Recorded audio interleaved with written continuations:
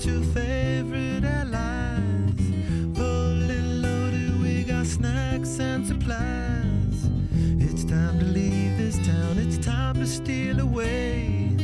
Let's go get lost anywhere in the USA. Let's go get lost, let's go get lost. Blue, you sit so pretty west of the one. Sparkle like with yellow icing, just a mirror for the sun. Just a mirror for the sun. Just a mirror for the sun. These smiling eyes are just a mirror for. So much has come before, those battles lost and won. This life is shining more forever in the sun. Now let us check our heads and let us check the surf. Staying high and tries more trouble than it's worth in the sun.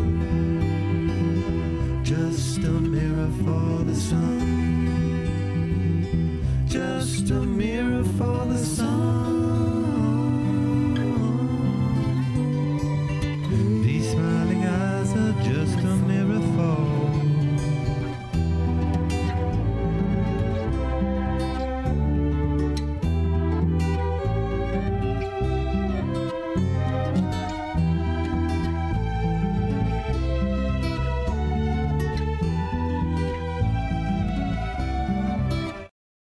Well, we know where we're going, but we don't know where we've been.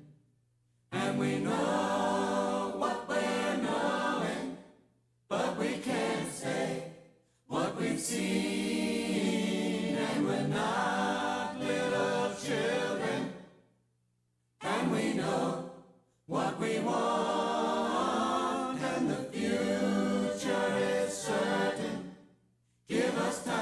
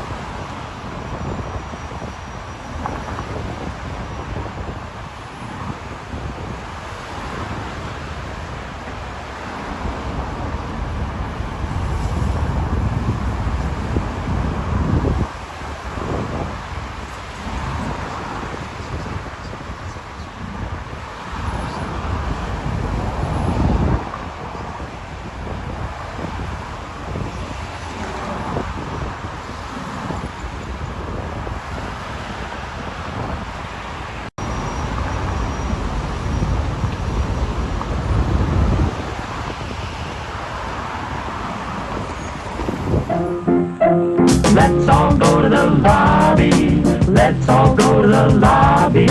Let's all go to the lobby to get ourselves a treat. Delicious things to eat. The popcorn can't be beat. The sparkling drinks are just dandy. The chocolate bars and the candy. So let's all go to the lobby to get ourselves a treat. Let's all go to the lobby to get ourselves a treat.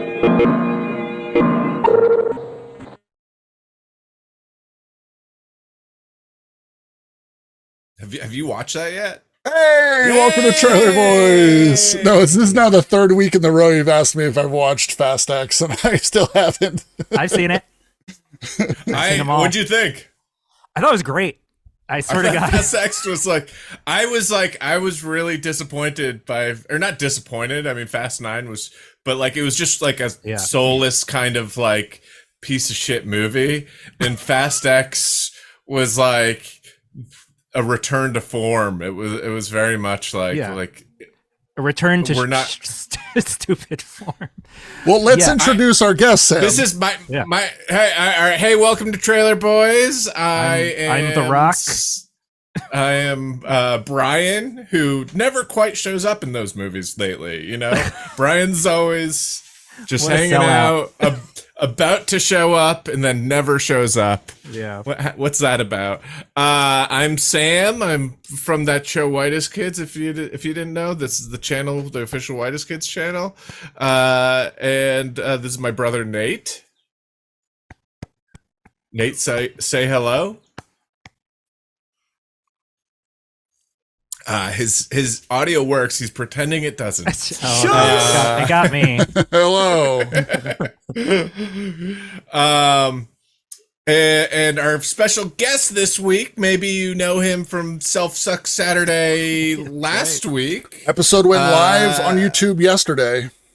Yeah, so if you don't know who he is, you can check that out and just get caught up. Pause this now, watch that, then wait for this VOD to come out. Or I can give you my resume if you want. Yeah. Ladies and gentlemen, Jordan Cooper, who Deja Nintendo says Jordan Cooper is better than Beth Cooper. I love There's you. a lot of I Coopers. love Beth Cooper. I love you, Jordan Cooper. Yeah. A Simpsons writer wrote that movie. Did you know that? Wait, I thought Paul Russ did, or did Paul Russ write? I don't know if Paul Russ did, but I remember on the Simpsons commentary, one of the writers being like, "Oh, my movie coming out. I love you, Beth." Oh, really? And I was like, "What?" Oh, I swear to God. No. You're probably right. I mean, because Paul Rust is in it, I was like, oh, he probably he touched up. Guy. Yeah, he probably touched things up. All right. So wait. First off, I don't want to get sidetracked because there is something I want to bring up with you that I think is really funny. But first up, my opinion, and if you watch this show regularly, it's called Trailer Boys. That was me and my strange addiction. I'm sure that story is somewhere else. I've tried to find that. Oh, really? Yeah, because I heard about episode 1 of it. We're episode 1, segment 1. I couldn't find any out there, like torrents or anything. Are you allowed to say that? It was on Netflix. Yeah, I don't know. But all right, so my opinion of Fast X is that it's the most a movie has been like old G.I. Joe cartoons, or Transformer cartoons that we used to watch as a kid. Because it's just groupings of people off in different places. Yes. And they kind of poorly describe why they're there. And then they shoot guns at guys in masks who just sort of die without any blood or anything like that. Yeah, even a little kid kills some of them in the Fast X. He's fine. Yeah, there is a part where a little kid is pulling the trigger, so to say. And they're like, way to go, kid. You're doing it. I leaned over to my friend. I have one Fast and Furious friend who I see the movies with. No one else. It's the guy that plays Han, right? Yeah. He's family. He's family. He's my family. Yeah, this friend. He brings the Corona. When the little kid killed 6 people, I just turned to my friend. I was just like, he fucking killed people. Like, Yeah. it's such a strange. Yeah, those movies have an interesting tone. They can get very solemn and sentimental when it comes to certain family-centered things, but it's really it's like a massacre. Then everyone's in like a pretty like happy mood, you know. It's like no one. Yeah. No one has any qualms with killing people or endangering, because my problem with the first two or so, I was just like, you know, as you drive, you see these freaking speed demons endangering you and your loved ones in the car, and they tailgate you, and you know what I mean? And that, like, really, I hate that. Like, it's one of the things that really sets me off. And I'm just like watching the first one with the street races, and I'm just like, those fucking assholes. Like, they're assholes. There's just normal people. Why wouldn't there be just some mom with a baby carriage crossing the street during one of those? They cut all those.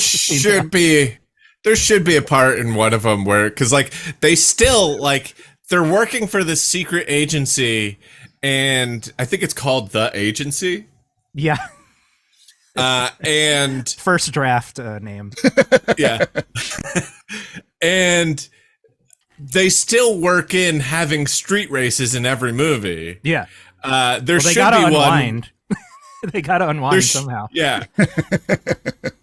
That's there should be one where it's like, oh, where's I forget what Tyrese's character is. Like, where's he? How did he do? And they're like, oh, he killed a woman. His car ran a little bit out of control and onto a sidewalk, and there was a woman there, and she's dead now, and he's in prison. We gotta bust him out. No. He should do time. Yeah. I don't think you understand the gravity of the situation, Vin Diesel. Wait, Zach Spiker said, once I was at the Wendy's parking near Hyannis Airport, and a guy asked me if I raced for pinks. I know that Wendy's very well. The Wendy's at the Rotary. That's how you lost your car. That's racing pinks. Don't ever race a Jeep Wrangler, or what is it? You were like, yeah, sure, I'll race for pinks. And then, like, you didn't even know what it was. It was too late. What's your favorite Fast and Furious movie? If you even can, I actually don't know which are which in some of them. I mean, there's so many. And I'm not easy, like a devoted fan where I know them so well. My pick is probably an unpopular pick, where I really like Tokyo Drift. Really? My favorite one. It's just Karate Kid with cars. I love it. And it's like but I also see like 5 is one where they figured out what the new they figured out what it was, you know? 5 is like a fresh start, and like also just the filmmaking in 5 is one of the only times where I went like, whoa, like like that, what you want out of an action movie, which is the adrenaline, and you're sitting in front of the screen just going like, what? That's like that's what 5 did for me, and none of the others did it because they all felt kind of fakey, you know. They didn't know how far they were going. 5 is like the Mission Impossible 3. My Mission Impossible, I've seen 4, 5, 6. Recently I watched 1, and I want to watch 2 and 3 before. I have to. I'm a completist. Even though I just said I watched 4, 5, 6 first. I've become more and more completist with each year. You'll watch 2 and you'll be like, what are they doing? Well, I like watching bad things too, though, because me and my wife will just, if we watch a bad movie, me and my wife will talk for 2 hours. It's pretty fun, actually. So I don't mind, like, you know. I've got a funny story about I guess like how committed you are to like seeing the complete version of something. So Jordan used to work at the Angelica Theater in New York when I was poor college kid, and he used to let us get into movies for free. He was the ticket taker, just be like, free movies. I just saw Asteroid City there last week.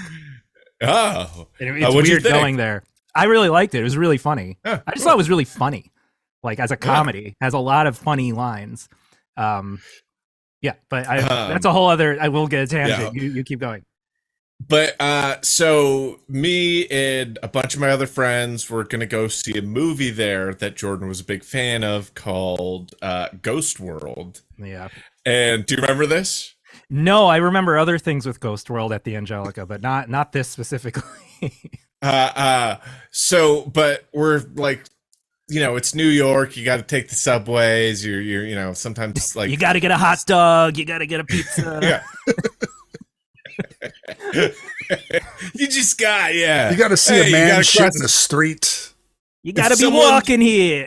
Yeah, if someone tries to drive past you and you're trying to walk, you go, I gotta walk in here.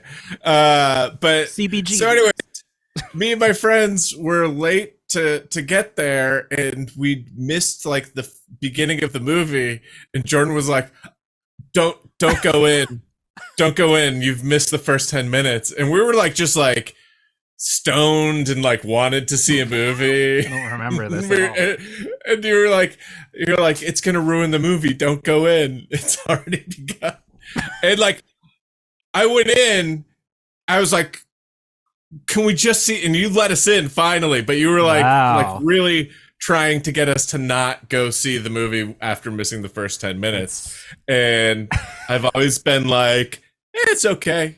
That's why you didn't talk to me for 15 years. In a way, I think you were right. The I beginning think sets up the tone beautifully. Yeah. It's funny to hear that story. I've never really liked the movie because I've missed the beginning. Well, it's funny. I just thought of two whole separate things to talk about, but funny you say that because we recently missed the beginning of the new M Night. What the hell is it called? They're all such simple titles lately. The beach Not that makes you old. old. Knock Knock at the cabin. Yes. So this movie theater. knocking on cabin's door. Yeah. Knock. We went. Do they play that? Yeah, they do. All the characters start singing. It's a Magnolia moment. Yeah, that's right. Well, I'll say I love the. I did a 180 on M Night. I don't know if I remember ranting to you back in the day, but I used to like hate him, and now I've done a full. Now I'm like so supportive. I'm like he's the only one making movies that I find interesting and fun and kind of because there's with the A24 stuff, horror movies have become like very kind of pretentious in a way. I know it's a loaded word, but you know what I mean, like where it's just so like horror is all suffocating. Like he makes these fun pop horror movies that are very like there was this Stephen King short stories kind of thing. Hot take. Yeah. What was it? John Carpenter was quoted. Someone said, "What's your opinion about?" I think they said elevated horror. Elevated, And- yeah. And he was like, "What's that? Like that's not a thing." Is that like that movie Devil, where there's like a devil? In the elevator, right? No, Yeah. that's elevator horror. Oh, I was like, that's a whole genre. I And thought it was The just Lift. one movie. The Lift. There's two. The Lift. You watched The Lift. The on Lift, here. that That's was a- great. Yeah. We should show Jordan that trailer. Have you ever seen the trailer for The No, Lift? I I haven't. think That's it's the our British only version of perfect Devil. score. Wait, I think it's the let me- German version of Devil. The thing I was gonna say was about missing the beginnings movie. So we went to this theater, and we were early. We were 20 minutes early because we were actually on a little road trip, and we're like, I think we can make this movie coming up at this theater in this random town. It was like a fun idea. We were early. They're like, oh yeah, you should go take a walk. That's what the usher said. Oh yeah, don't even. So we took a walk. We walked around the block. We went to a little like grocery store or whatever, bought some candy. We show up 5 minutes early now. The movie's been playing for like 10 minutes. And I run out and I go, what the hell? What's going on? And they're like, oh yeah, we started early. And I'm like, you told us to leave. And so we missed like the opening, and it really affects the rest of the experience because you feel it's like when you're trying to get in on a conversation in a group and you miss what everyone's talking about, and you're the whole time you're behind. That's what the whole movie feels like for at least a while. We were just like, you're so distracted and you're not in the, and I don't even mean plot. I mean like the vibe, right? Like you're just not in sync with it. So we left the theater pretty, like we liked it. But we complained and they gave us free tickets, but we're like, we live 3 hours from, it was like upstate New York. So I'm like, yeah, it was really weird experience. It wasn't like a chain. It wasn't like AMC or something where no, it's like it was a you can cute. use That's that. the thing is, you know, when these cute theaters that are so you like love them because they're like really indie. They suck though so much. So many of them are terrible. Because there's one in my You're hometown like this. You should be shut down. Because there's one that we want to go to because it's so cute, but the sound sucks. The screen's filthy. We saw Frozen there like years ago, and it was like covered in shit, like the screen. And like we hated the movie, but I'm like, I wonder if it's because it just like looked like so bad. Because so much of the movie is white because of the snow. So like we were just looking at these like scratches and stains for like 2 hours. But no, it was this theater that had a bar and like a little like it had all this like homemade snacks. Like it was really cute theater in this little town. So I wanted to be like, let's fucking drive here just to see a movie sometimes. It's so cute. But like, yeah, it was very, very bad. Very off. I do usually go to like Regal or AMC because it's like the sound and picture will be, especially sound, it'll be pretty damn good usually. I really like those popcorn holders, the commemorative popcorn holders at AMC. I did an AMC ad. I wanted to say that before. I did an AMC ad as background extra a few weeks ago. Yeah, like a month ago. You're part of the machine. Wait, there was another person in the theater with Nicole Kidman? Everyone was making Nicole Kidman No, jokes. Were you in the other one where people were just quoting lines and there's like no famous people in it except Danny Trejo? Have you seen that one? That is weird. Yeah. Oh, have I seen it? We see movies like every week. We live 3 blocks from a Regal theater. Yeah, I hate that so deeply, that commercial. It's really like, you know, I used to complain to you, Sam, about how much I hate Old Navy ads. Do you remember that? It sounds like you. I don't know for sure. It was a big part of my yes. It was a part of my personality. I used to like really. There was something about Old Navy ads that were so obnoxious and garish, and that Regal ad is like that to me, where I'm like, it gives me like a physical feeling, like a physical like, yeah. And then Danny Trejo's there, and you're like, wait, what? And then none of these other people are famous people. It makes you go, wait, were these all supposed to be? Well, the girl is from Curb Your Enthusiasm, and she was really funny in Curb. I don't know if you saw the one who's sitting next to Danny Trejo. She had a great role as the actress who he's forced to hire. Yeah, she's hysterical. She's really funny. Yeah. So I know her.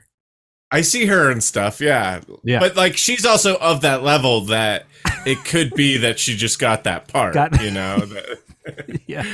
Like, she showed up to a commercial audition and it was like, ugh.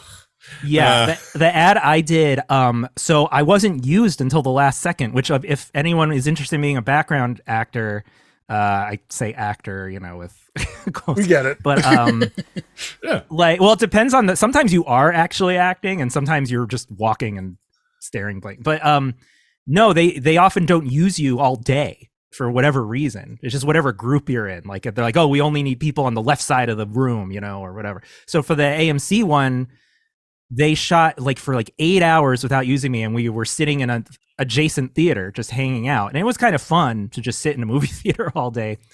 Not watching movies? No, that's the thing. I was like, just put something on the screen. I know.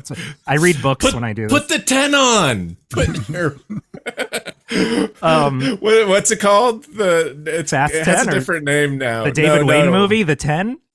No, they used to call it the 10 because it was the thing that they would play 10 minutes before the trailer starts. Oh, like Maria Menounos? Yeah. And the now stuff it's you called guys used to parody. You guys had like that hilarious movies or something like that now, or something. Me and my wife Kristen, we say that Mubi, right? Oh no, that's an app. There's all these like plays on the word movie that we always say instead of movie when we're talking. That's too we'll be cute. like, let's watch a movie. I'm disgusted. So I wasn't used till the very end of the ad, and they called us all in, and I sat in like the back row. They gave me a popcorn, and I honestly just ate popcorn for the next like hour straight. And they yelled at me. They're just like, "No, we want it full." Like they added more. They didn't yell. I say yell because I'm like, you know, sensitive. Stop eating the popcorn. You're like 130 pounds. Mostly everyone's like really nice on these film crews. Actually, I got yelled at only a few times by like crazy people. But no, it was just a guy and a girl like cuddling, and we're like kind of sitting behind them, and the director's just like, "Okay, you're cuddling. Okay, cut." Like that was all I really witnessed. So I don't know if there's like I don't know if this is a local thing. If you're gonna see me there, I was pretty in the dark, so I doubt you might see my like hair. It's AMC. Yeah, it was an AMC ad. Okay. And they paid us in cash, which was weird. That is weird. Because like if it's a professional production, it's like you fill in an I-9 and it's all text but they had a giant envelope with cash and gave it out at the end. It was very strange. That's why I thought maybe it's a local something, or I don't know. The mob was running your shoot there for a commercial. Yeah. Hey. Yeah. I'll say one thing about that shoot is that the craft services guy had never done it before. And I don't know what was going on, but most craft people don't really talk to you or talk at all. They just like give you food. But that guy, he had some issue. He couldn't stop talking for the full 8 hours. And because he was in a theater in front of everyone, they set up the craft right under the screen. So we're all just kind of like facing them. So he was just like talking as if he was giving like a presentation, like nonstop all day. And I was like trying to read a book, and I was just like, oh my fucking God. It was like his TED Talk. Shut up. He just wouldn't stop. And then at some point, because he was talking so much, he was telling us like, he's like, oh, I don't know. I've never done this. Like he was kind of a funny character. But it was really, and there's a lot of background who never stop talking either. That it gets really on your nerves because you're like, hey, buddy, since you haven't done this before, I'll give you a hint. Your job is to cook the food, not to entertain us. Yeah, I did craft services once a few years after school. I don't know if on the original Gossip Girl. It was one of the worst. Oh, sick. One of the worst jobs I've ever done in my life, and I did get yelled at that job. First time I was a PA, this was during school. I scratched they asked me to move the camera person's van, or no, it was the craft service person's van from behind the craft service truck, and I pulled out and pulled it too close to the truck and scratched up the side of the van. I did that too as a background guy. They told me to move sometimes they use my car in shots, and that's great because you get paid more and you don't have to, you get a parking spot and they want your car there. Because otherwise, some people have asked me about this before, why they do that. Otherwise, cars would constantly be changing in the shot in the background and it would have no continuity, right? So the best gig ever is when they just use your car and then you just hang out while your car does all the work for you. But anyway, I moved my car once and I knocked my mirror off the craft services van. And they were screaming at me, and I was like, I'm with the shoot. Because they're like, where are you going? Because I was driving away, and I'm like, I'm coming around the corner. I'm changing and it was hard. Yeah, that was. But they took care of it though, right? No, I did, because here's the thing with me, Sam. I hate confrontation so much. I will pay out of my own pocket to avoid. I've gotten into minor car accidents where I'm just like, nope, it's fine. I just don't want. Here's an envelope of cash. Like the mob, yeah. Forget what you saw. I mean, the thing is that they're insured. I know. They're and something like that happening is covered under that insurance. Nothing was that badly damaged. It was just the mirror had to be kind of set back. But yeah, okay. I just want things. If something nerve-wracking happens or stressful like that, I just want it to be over as fast as possible and not be like, oh, in a month I get this thing in the mail and then I got, like. It's probably better that you're here on the show with Sam and I than me and Timmy then. Oh, why is that? Because Timmy hates me during the show. What? Timmy does not like. Timmy is angry at me all the time here. Why? There's a lot of times he's upset with Nate's opinions on things. Oh, really? And he thinks that the opinions are pointed, right? He's like, chat, you're a bad right? person. He says this. You're a bad person. Spray it all over my chest and hair. I'll eat anything once.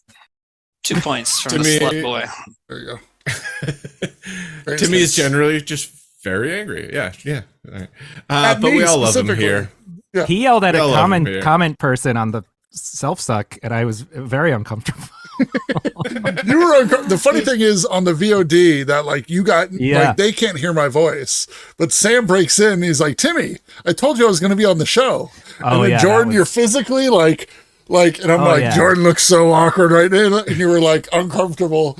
And you're like, I'm going to go to the bathroom while you guys sort this out. Yeah, I'm someone who you can know how I feel by looking at me. I know that's like a human evolution thing, but with me, it's magnified. No, I don't know. When I see now, even just you saying that, I felt that you saw I was uncomfortable is it's like happening again. We were talking about Timmy's Fast X. here. Timmy's in the chat, or is that Nate? Is that That's you? me. Oh, okay. I'm saying Wow. fuck you. Okay. Yeah, sorry to derail. I didn't do say wanna why point I out- liked Fast X. okay. Oh go yeah. for it. Why? No, it felt like a very successful, to be a genuine like compliment towards like the writers and stuff, like combining all those characters over all those movies and doing it's like a solid story to get them all, it's not genius, but it's like, I was just sort of impressed when there's a movie that can do, like, for example, like, Zack Snyder, like Batman versus Superman, right? That's like the opposite for me, where I'm like, one scene does not lead to the next scene the entire movie. Like it's such a, like, I found it to be, I'm saying this without knowing what you think, but I found it to be so like almost like like incoherent, like fever dream. And like just seeing a kind of a bloated movie like Fast X that I'm like, no, I was like, it works. Like I was saying to my friend, like that, it worked. You got everyone involved. The villains became teamed up with the heroes. All these things you're juggling, and it worked. Like I was just like, there you go. That's how you do it. I mean, I kind of had that feeling. I really liked the Civil War, Captain America Civil War movie that had all the different, like I left that theater being, and that was near Batman versus Superman that same time. And I remember leaving the theater being like, that movie had like 30 characters, and I felt like it serviced all of it, gave everyone a moment, if more than that even. And I was like, how come Batman vs Superman had like 2 characters and you're like felt like they couldn't make it make sense kind of thing. So that's why I thought Fast X. I just thought it was like a if you were to say it's like a writing exercise, I was like, oh, they did it. It's not like the greatest thing, but I just thought it was like competent. I guess that sounds now like I'm turning on it. Yeah. You're saying a lot. And it's just, as you're speaking, you're turning in your head. You're like, Going where- maybe I don't. Yeah. No, yeah. It's adequate. It's funny because it's the 3rd week in a row we've talked about the Fast movie, and I still haven't seen it, and I love the whole Fast series. So I'm just warning chat. I'll see it this week, and then next week we'll still be talking about it. Where do you live, Nate? Are you and Sam near each other or what? No, I'm in Massachusetts. Oh, okay, cool. Well, I'm still in Queens. You've been to where Nate's living right now. What? Oh, you're there? It's the Yeah. The secret cave Yeah, I'm really cool. from Goonies that we all used to go to. Secret cave in the basement of my mom's house. Yeah.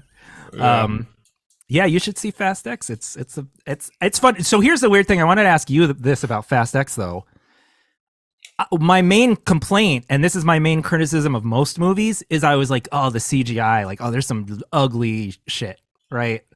In that, like, things where I'm just like, ooh, that looks bad.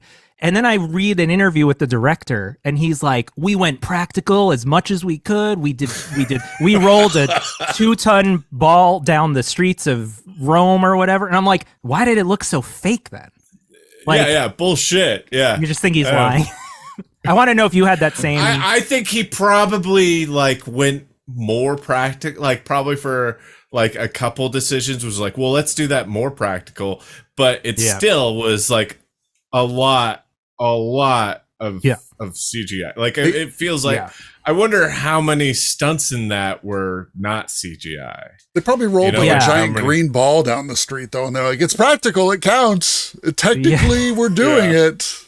Well, because it just looks so cartoony that I was shocked that they said they really did it, because that was just so strange. And there was one scene where they're on a bridge towards the end, you probably remember, and it really looked like they were in front of a green screen. Like it looked really bad for a few shots. Like it was. Oh, I can't think of anything that looked practical in that movie. Like I really can't. The Like, fight, I loved the fight with Michelle Rodriguez and Charlize Theron. Oh yeah, that was my favorite scene, and that felt just like good creative stunt work and a good character driven fight where like their style of fighting was very specific, you know.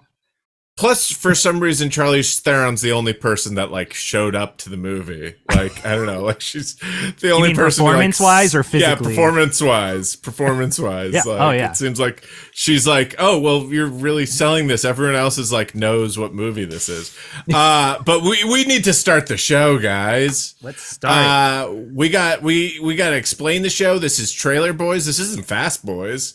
These Trailer Boys are notoriously slow, but you know, not like, you know, in the head A little like, bit. Slow.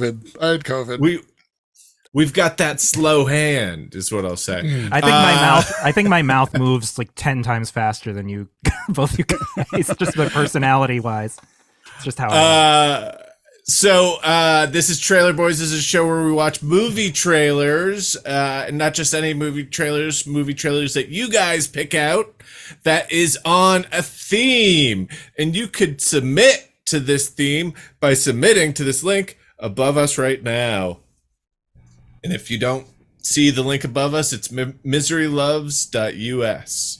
And there is a submission form there, and you can fill it out, put a YouTube clip in for the address to the thing, and put a context in. Tell us why you picked that trailer. And this week's theme is road trip movies, right? Road trip. Yeah, road trip / vacation, which I think we may have already done, but you were not here. And, you know, like we're losing the themes. I think, Sam, you're really good at picking the themes, but I'm not sure if we've done it. Maybe it was just a car thing, but I don't know. Whatever. There's more movies. I think we've done road trip / vacation also, but hey, I don't mind redoing themes, and, you know, there's only so many themes. Yeah, Beach and Field says road trip was a theme. Yeah. Yeah. Did you see Bones and All? That's a good recent road trip movie. Somebody submit it. Somebody submit Bones and All. Submit Bones and All. Yeah. Oh, you're not allowed to tell them. Jordan, don't tell them what. No, I'm kidding. Yeah. Yeah. I mean, if you're like, oh, I'm missing this thing that I'd like to see, you can kind of give the. It's a super recent, and it's kind of an artsy. It's by the Call Me by Your Name director, and it's about cannibalism. Interesting. And yeah, it is interesting. He made a whole movie about cannibalism after Call Me by Your Name. I wonder why. I have not watched this movie yet, and I've known about it, but it's just like, it's one of those things where it's like, it took me a while to watch The Pianist, because it's like, oh, it's about the Holocaust. I don't know, whenever I'm like in the mood in a Holocaust mood. In a Holocaust mood, you know. Maybe it's a Holocaust night, and cannibalism's kind of the same way, you know. Hitler was in that mood a lot back in the day. It's a Holocaust night. Yeah. Fire it up. Really, I think it was one night that he was in the mood for a Holocaust, and then like every other night he was like, what did I do? He's like, guys.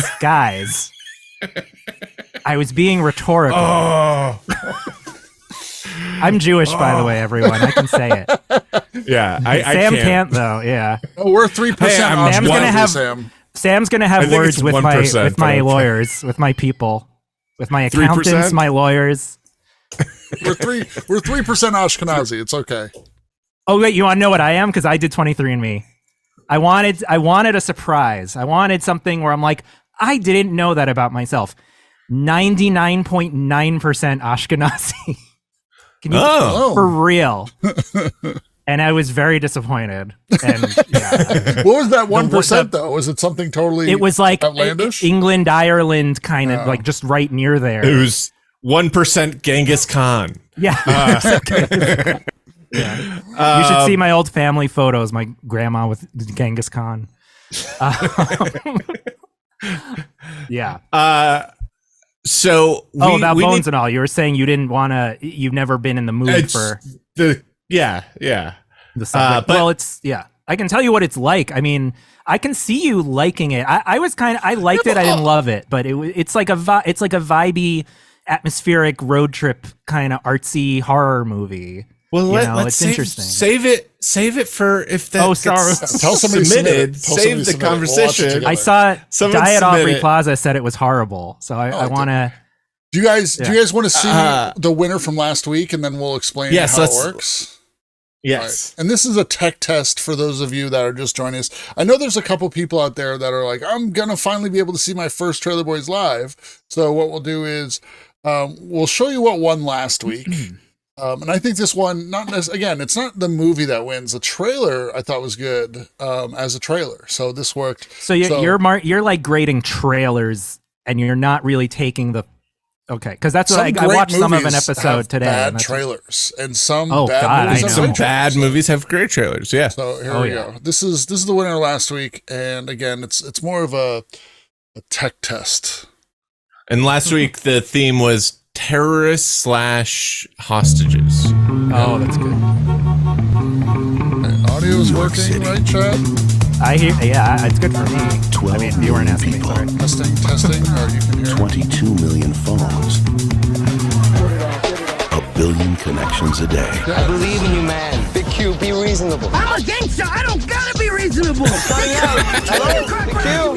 Is that Ben Foster? I think it is. I thought it was Jamie Kennedy. How's business? Tickets. 4 for Britney Spears, right? Look, you owe me, Stu. It's gotta be the night of the 18th, and I will deliver you a truckload of celebrities. But today...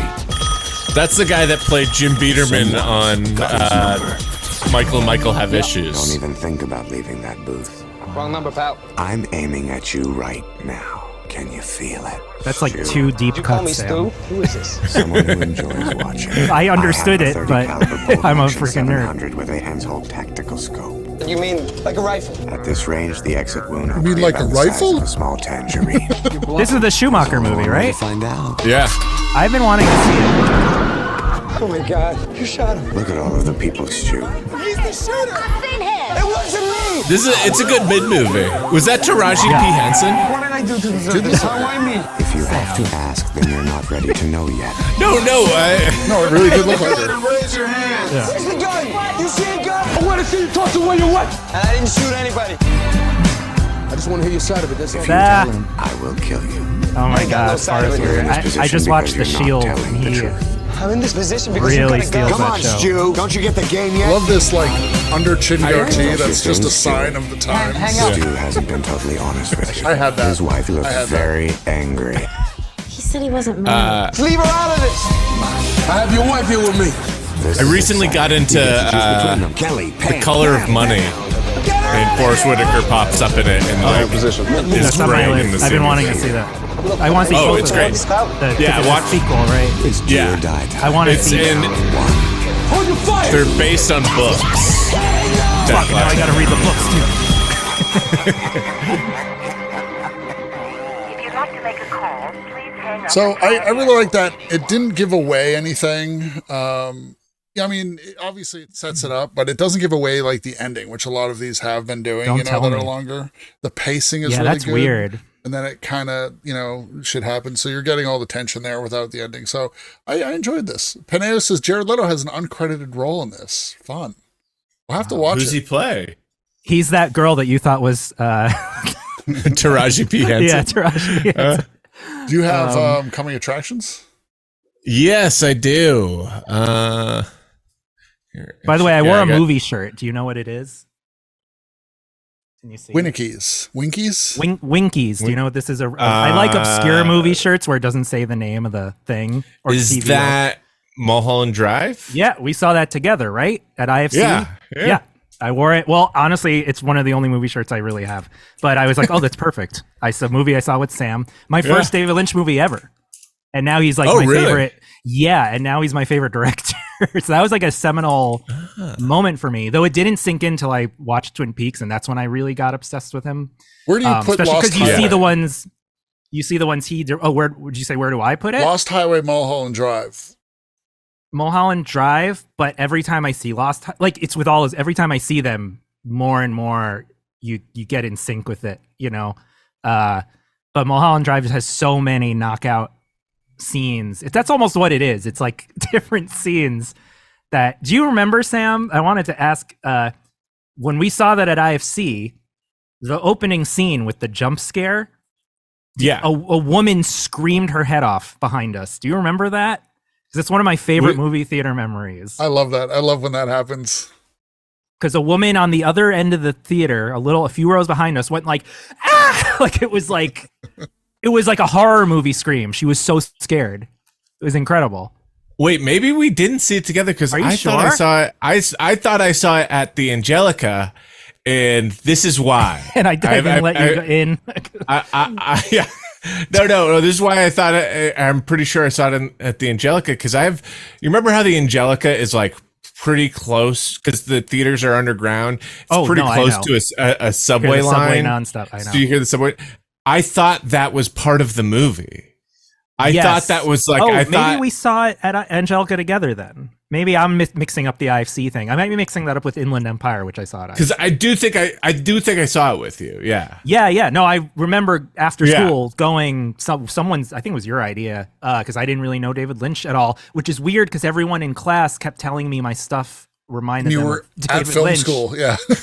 Yeah, it's really weird. But I figured out why that is only recently. I've never seen a movie. Yeah, I've never. No, I think so. My main inspiration was Kids in the Hall.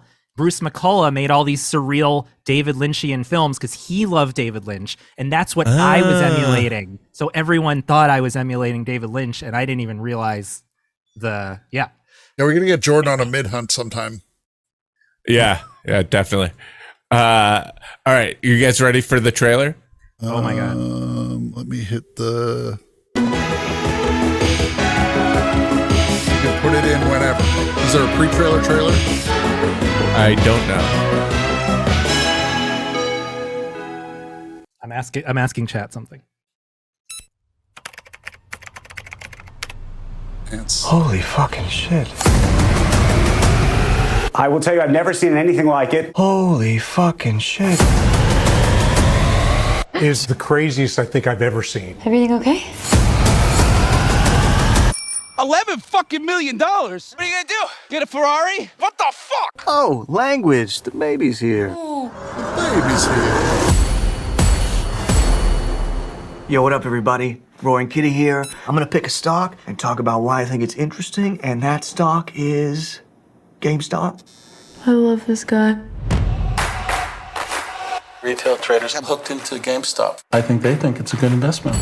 It looks like there's one guy driving all the buying. Who is this schmuck? Wow. Dumb money, man. Happy to take it. Wall Street is betting that this company is gonna fail. But if it fails, these hedge fund assholes make a shit ton of money. 70,000 people have watched this video. Rory Kitty, I love you! If he's in, I'm in. If he's in, I'm in. GameStop, those shares not stopping. The stock is only gonna go up. When they hit, I'm gonna buy you a mansion. Let's drink to that. My brother is a fucking nerd. Wall Street must be seeing this, right? Holy fucking shit. Holy shit. You should probably dial in. Holy fucking shit. Do you have a minute? Babe, how much did we make today? $5 million? How much did we lose today? $1 billion. And yesterday? $4 million? And yesterday? $1 billion. Babe. Yeah. We're like really fucking rich. You got rich dudes pissing in their pants right now. They're coming after you. We need to talk about the GameStop situation. Retail traders always lose. You've been served. Wall Street cheated. Surprise, surprise. You have to testify before Congress. The game has changed. What's the point of winning the race if you let some dipshit steal the prize? A lot of people feel the system is broken. The whole idea of the stock market is if you're smart. It's like the Riddler videos in the Batman. Certainly not anymore. There's no hope for the little guy. Shitballs. Maybe now there is. Fuck yeah.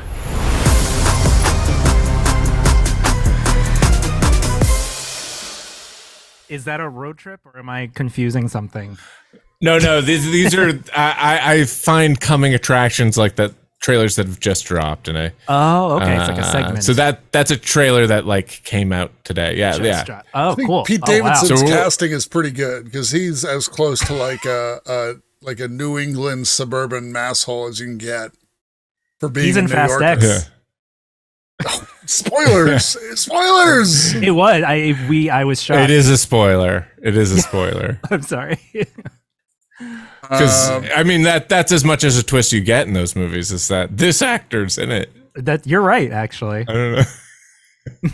I don't know why my voice cracked when I said that, but yeah. This actor is in it. Oh, you got one more? Or you got two more? You got three more? I do. Hold on one second. Seth Rogen is really looking like an adult man more and more. It's kind of weird. You know what I mean? Yeah.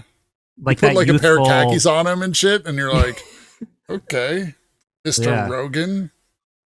I did a background job with him once. It was weird. Okay. All right. This one, this is a streaming movie, but it's a movie. I'm pretty sure it's a movie. Maybe it's a series. I think we get it's a tricked movie, sometimes, Jordan. We do get tricked. The Beanie. Yeah, it's a movie. Do you know what the greatest thing about America is? Why are all these movies about the same You thing? can make things happen here like nowhere else. It's all about companies. You have the power to create your own future. They're all about money. You can Money, be company, anything. yeah. You can do anything. You want to sell high-end stuffed Himalayan cats. Understuffed, actually, for greater posability. We're professionals. We're giving the people what they need. It's like Who's the the guy on Coen the Brothers shot. Zach Galifianakis Bathed. Did you see the latest without numbers? a beard, with her mustache. You go big or you go home. Ty would tell you he did it all. Which is as crazy as believing stuffed animals are gold. Did you see the truck crash? Insane. Poor beanies.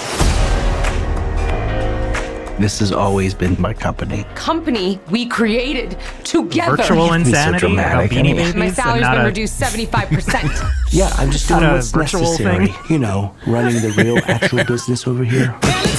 Yeah, it's a tangible thing. Yeah. Life is this company. I see where it's going. This is- There are signs of real trouble. Genius is 1% inspiration, 99% presentation. That's not how the saying goes. Everything good that's happened to me is because of you guys. We are bonded forever. Have you considered poisoning him?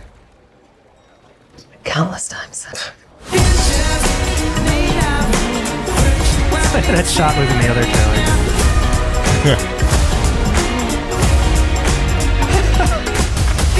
I have our perfect partners lined up. Jehovah's Witnesses, the greatest one-on-one salesman in the world. How brilliant is that? I'm gonna go. You're dead to me.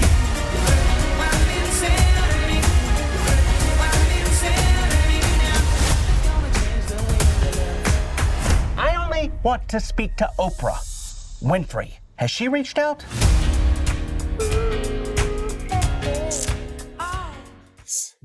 It's a weird line to end the trailer on. Yeah. Have you noticed that lately a lot of trailers have been ending on weird lines? Like the Blue Beetle one ends with "Batman's a fascist," and it's like, it's just a weird because it's like everyone loves Batman. Why would you like shit on him in your DC? Like it's just a strange line to end on. Away Stork Away says, my stepdad was an alcoholic UPS driver and he wrecked his truck in 2003, made the front page of the paper because there was a shit ton of Beanie Babies spilled out onto the road. People legit freaked out about it. Was that him in the Wait. movie? That might, I mean, it's very possible that could have been that incident. Yeah. Wow. just punched up for the movie. There's a woman in my apartment whose job is a Beanie Baby related job, but I've never wanted to ask about it. I just don't really understand it. But every time we passed her, or like for years, my wife was like, "This is the Beanie Baby lady," but I don't know what she does exactly. Like modern day, or like she used to be back in the day? Right now, we're talking like right under me. So she's does something with selling Beanie Babies, but I don't really understand it. So Sam, you're in the industry. The Beanie Baby industry. Yeah. Entertainment industry.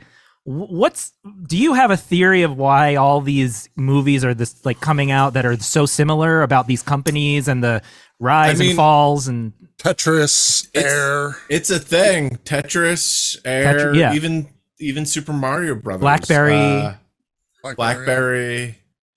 Yeah. Mario Brothers. Wait, Mario. Well, that's like a more adventure movie for kids. But the kind of like spirit of it is very much referencing the like it kind of like makes it like the fuel of that movie is just referencing each of these IPs, you know, and like for sure how much of this like thing that's been sold to us they can kind of work in. Barbie is another example. Barbie, I mean that'd be funny if the Mario movie ended up being like he like those plots where Mario starts a company. Like why do you like you know, you remember when all like the volcano movies came out? Hot Cheetos got a movie. What's so like what is this? Here's my theory that I just thought of. YouTube video essays about these things have really blown up in several years. Like there's Company Man as a channel. It's like, here, let's talk about the rise and fall of Dunkaroos, right? So it's like, is it trying to catch that wave, or is that so under the radar it's probably not even relevant? No, I think you probably got to have a good point that like there is a lot of this sort of storytelling done around the kind of history of the late stage capitalism companies. The history of the capitalism. The companies that make up this capitalist world that we live in. And Seinfeld is doing a Pop-Tart movie too. You know about that? Is that true? Yeah. Oh, he's talked about it for years in interviews. He's been developing. That could have been a joke. No. That could have been. You could have easily been like, yeah, and Dave Chappelle's making a movie about Mad Balls. Yeah. No. Like, Abba Zabba. Dave Chappelle's Abba Zabba movie. Nate, you want to Google it? Put it on the screen. Seinfeld is making a Pop-Tart, a movie about the Pop-Tart, and he's like, I think he's co-writing it, producing it, something. But it's like, he's talked about it a lot, for real. You know, you can tell it's real. Like, you know, when he jokes, his voice goes up. Like, whoa! He's super level when he talks about the Pop-Tart movie. I'm making this movie. It's called Unfrosted. Yeah, Unfrosted. No joke. You know, we had a sketch in Whitest Kids in the 5th season. In the 50s. That is called the Popcorn Factory sketch. It's the sketch where Trevor is saying that he was trying to get Zach and my character to admit that it would be hot for there to be a smoking hot woman with a ball sack. And the whole sketch ends with the original ending was we need to come up with 10 more flavors of Pop-Tarts before lunch. And then the announcer going, this has been the Pop-Tart Factory sketch. Search for it online. The joke being that like the sketch has nothing to do with the Pop-Tart Factory. And then we weren't allowed to call it the Pop-Tart Factory sketch. So it became he had to dub popcorn. Like 10 new flavors of popcorn.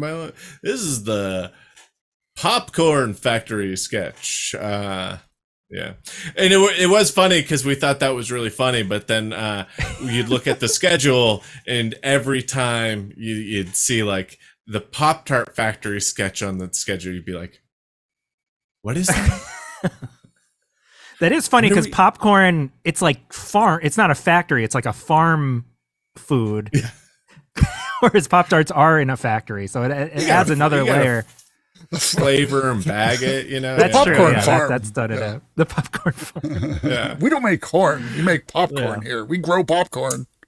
Yeah. Sam, do you want to you're right. explain the show to some of our new viewers and to our special guest host, Jordan Cooper, aka Whitest Kids Historian?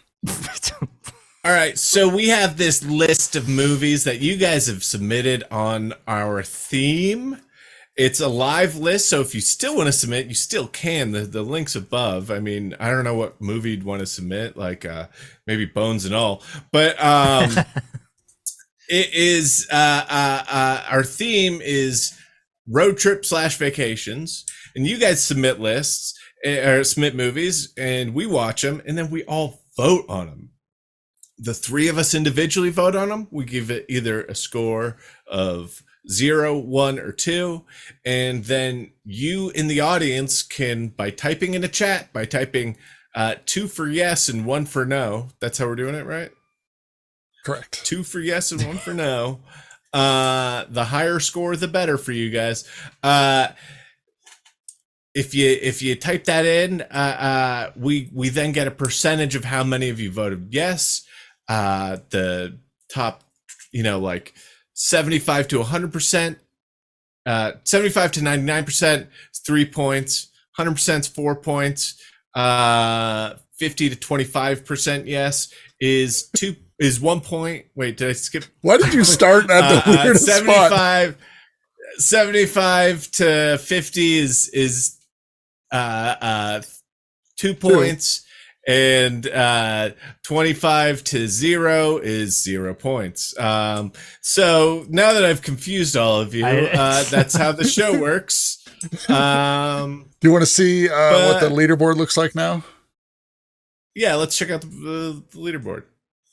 I started at I want to go top to bottom, and then I forgot that 4 was you went up 1, 100%. Yeah, around. And then I went up 1, then I forgot how many it was supposed to go down, and that's it. So, Flanja, former winner of a season, we're here in season 5, is now in the lead halfway through season 5 here. 100 points ends the season. So it's a pretty tight race. A lot of people in the 30s here. So Flanja has taken weeks off. So sometimes some of his stuff doesn't hit. So here you can see we got some new people on the top 10 here. So just to give you an idea of what it's looking like. Yeah, there you go. And I know actually Niamix, who's in here at number 8, had the trailer of the week the last 2 weeks in a row. So you can see how quickly you can jump up here.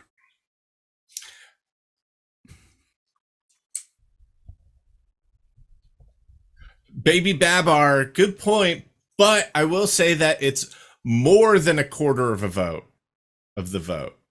You have to get more than a quarter of the vote is 1 point.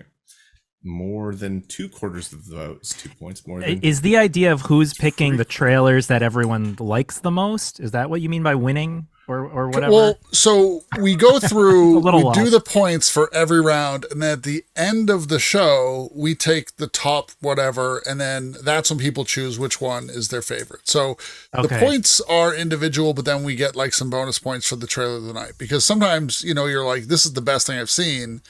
And then like half an hour later, you're like, no, this is the best thing I've seen. And then at the end of the night, you get to choose whatever. So Jordan, when you pick, you could just give us the number. We don't tell people what the trailer name is. Like we try to figure it out at the same time. So we're experiencing the trailer as they would intend it. Some trailers just tell you what it is right away. No, you can just tell Sam, like, or us, be like, hey, I want to watch trailer 15.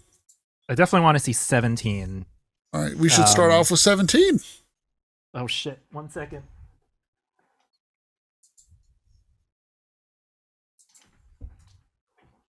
Sorry, I'm killing moths in my room with an electric racket. That should be its own stream, really. It's very exciting.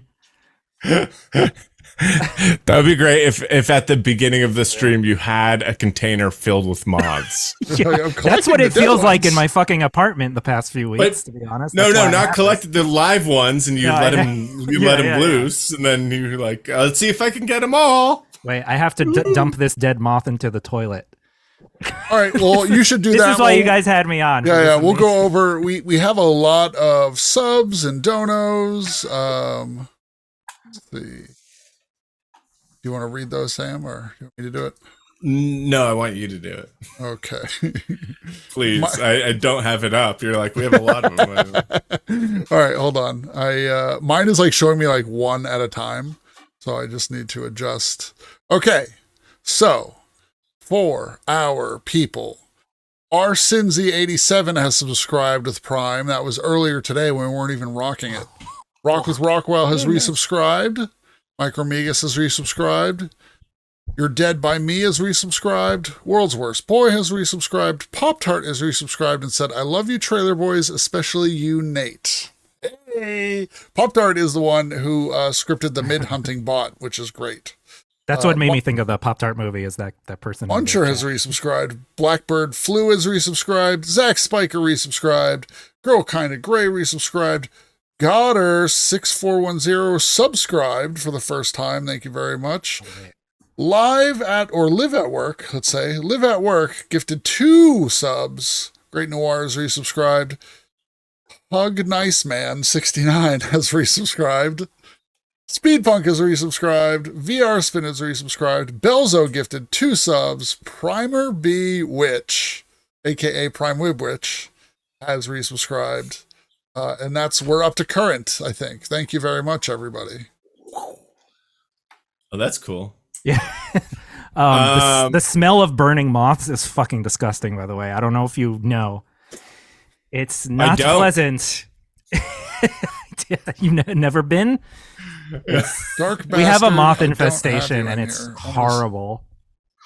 Ugh. Yeah. Dark Bastard. You should watch moth movies. Is that a theme? Gotta be a few. It could be next. Yeah. Well, there's Mothra, and then I'm sort of out of ideas after that. All right, Sam, do you want to play 17? Yeah. Yeah. I'm so excited.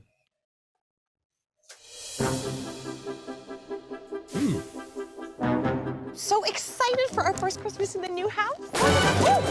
Okay. 328 Red Maple? Isn't that the Johnson's house? They've been robbed. Ka-ching. You know, I think we should get a watchdog. Yeah, a big fluffy dog with floppy ears.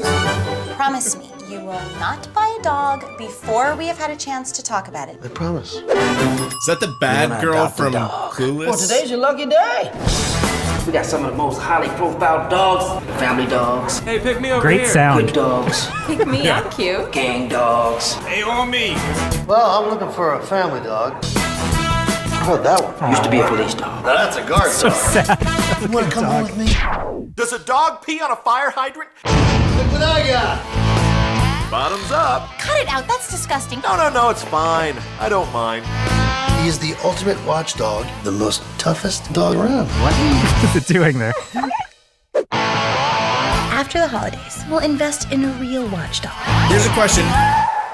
Was the main guy in this, was he from King of Queens, or does he just look like he should have been King of Queens? It's stunt double for all those stunts. Ready.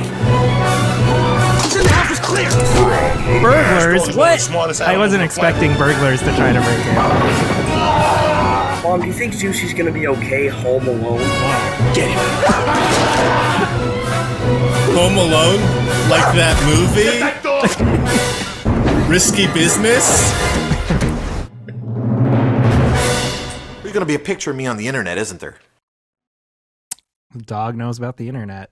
Dog who saved okay. Christmas. I'm sorry, everyone. Well, that was a strong start. I thought it'd be more. That was pretty meat and potatoes dog movie stuff.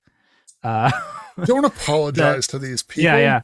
The voices of I guess it's the thoughts of the dog. It just sounded like someone off screen. Like for the first few times, I wasn't even sure it was a dog's thoughts. It sounded like a guy behind the camera. Yeah. You know what Well, yeah, the first time it was like, oh, did that guy just say that? Like, I forget what the first line was that And he because said. it's such it's a very plain voice. It's not like a dog kind of voice, like, hey, I'm a dog. I don't know. You know what I mean? It's like I'm a dog. Yeah. It was just like a guy, which is what every like animated movie now. It's like it's just a guy's like normal voice. I notice, but that's a whole other topic. Yeah. Now people are bringing something up that's really interesting. That like people are saying, where's the road trip or vacation? That's true. I think that's I guess a the good point. burglars were in the car a few times. What does the movie follows the say, burglars Jordan? for like 75 minutes, and then they get to that doghouse at the end. What does the context say? It might have clues in there. Home alone, but with a dog. The dog is left home alone with a family, while the family goes on a trip to visit grandma. Do I need to say more? My favorite trailer. Dr. Quinta, I think the problem is that this isn't about the trip or the vacation they go on. This is about the dog that specifically doesn't go on vacation. Yeah. Right? Like, yeah. Make a good point. It's what the story you're not seeing. It's the family is having their own vacation movie, and we're just getting the dog's story. I mean, it's so close that I'd be down to vote on it, but I think I'm going to give it 0 points because of that. Oh. Wow.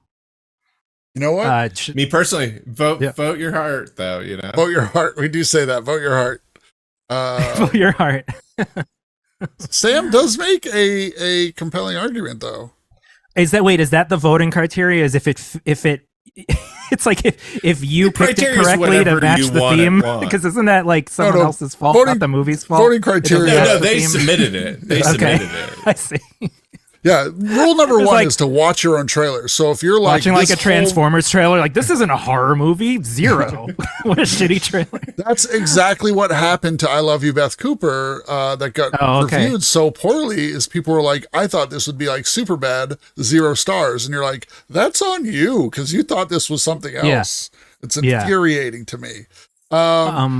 I understand there was some road parts in there, and I love a silly talk. I love, again, like for me, there has to have something that like sticks out to me. And when he goes to the pound and the dogs are like, pick me, I'm a dog. And then there was like the problematic part, like we have gangsta dogs, and it was like, whoa. So for me, I have to give it a point. I think that's worth a point. Wow. Fair.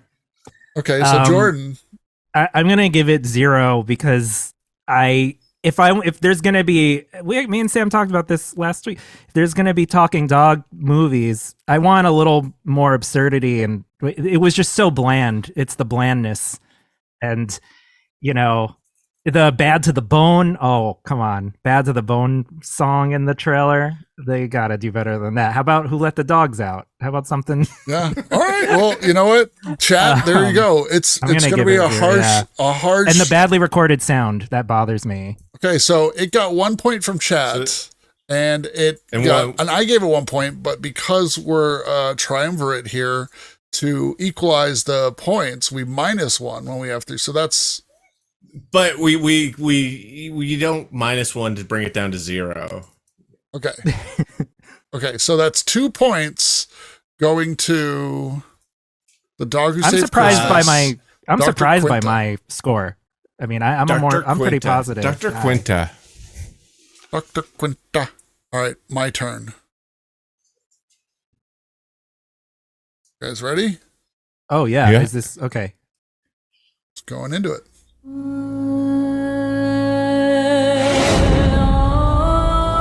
What did you wish for? I wished for an answer to my life. Is that Gary Oldman? The waiter. Waiter for my birthday party. I forgot Oh my to God, give it you is. a birthday present. I thought you were kidding. Remember your wish? An answer. That's what I do. I grant wishes. I got time to chase a dream, right, 8-Ball? You'll find it. Just go west on Interstate 60. Interstate 60. Give people who wanted something a little different place to go. Whatever your priorities are, Benton is a real nice place to live. Every adult citizen is a lawyer, so everybody sues everybody else. That's insane. I could sue you for that. Somebody call 911. There is no Interstate 60. Well, when a highway doesn't officially exist, the rules don't apply. I'm seeing things on signs. You dream about it? Amy Smart. We see what we expect to see, not necessarily what's This is not the Amy Smart road trip movie I've seen before. Is anyone else confused by this story? Just kidding. Oh my God, that's My husband. Not too many people have had a chance to meet up with him. This is like Lost. One story says that his daddy was a leprechaun. Leprechauns are notorious skirt chasers. Some nice scenery coming up ahead. So far, the trip's been pretty exciting. Is that Journey in life that was the Pink Ranger. Oh my God. How do you start a conversation with the girl of your dreams? James Marsden, Gary Oldman, Amy Smart, Christopher Lloyd, Anne Margaret, and Chris Cooper. Chris Cooper lives in Plymouth. 60. Oh, I love this highway.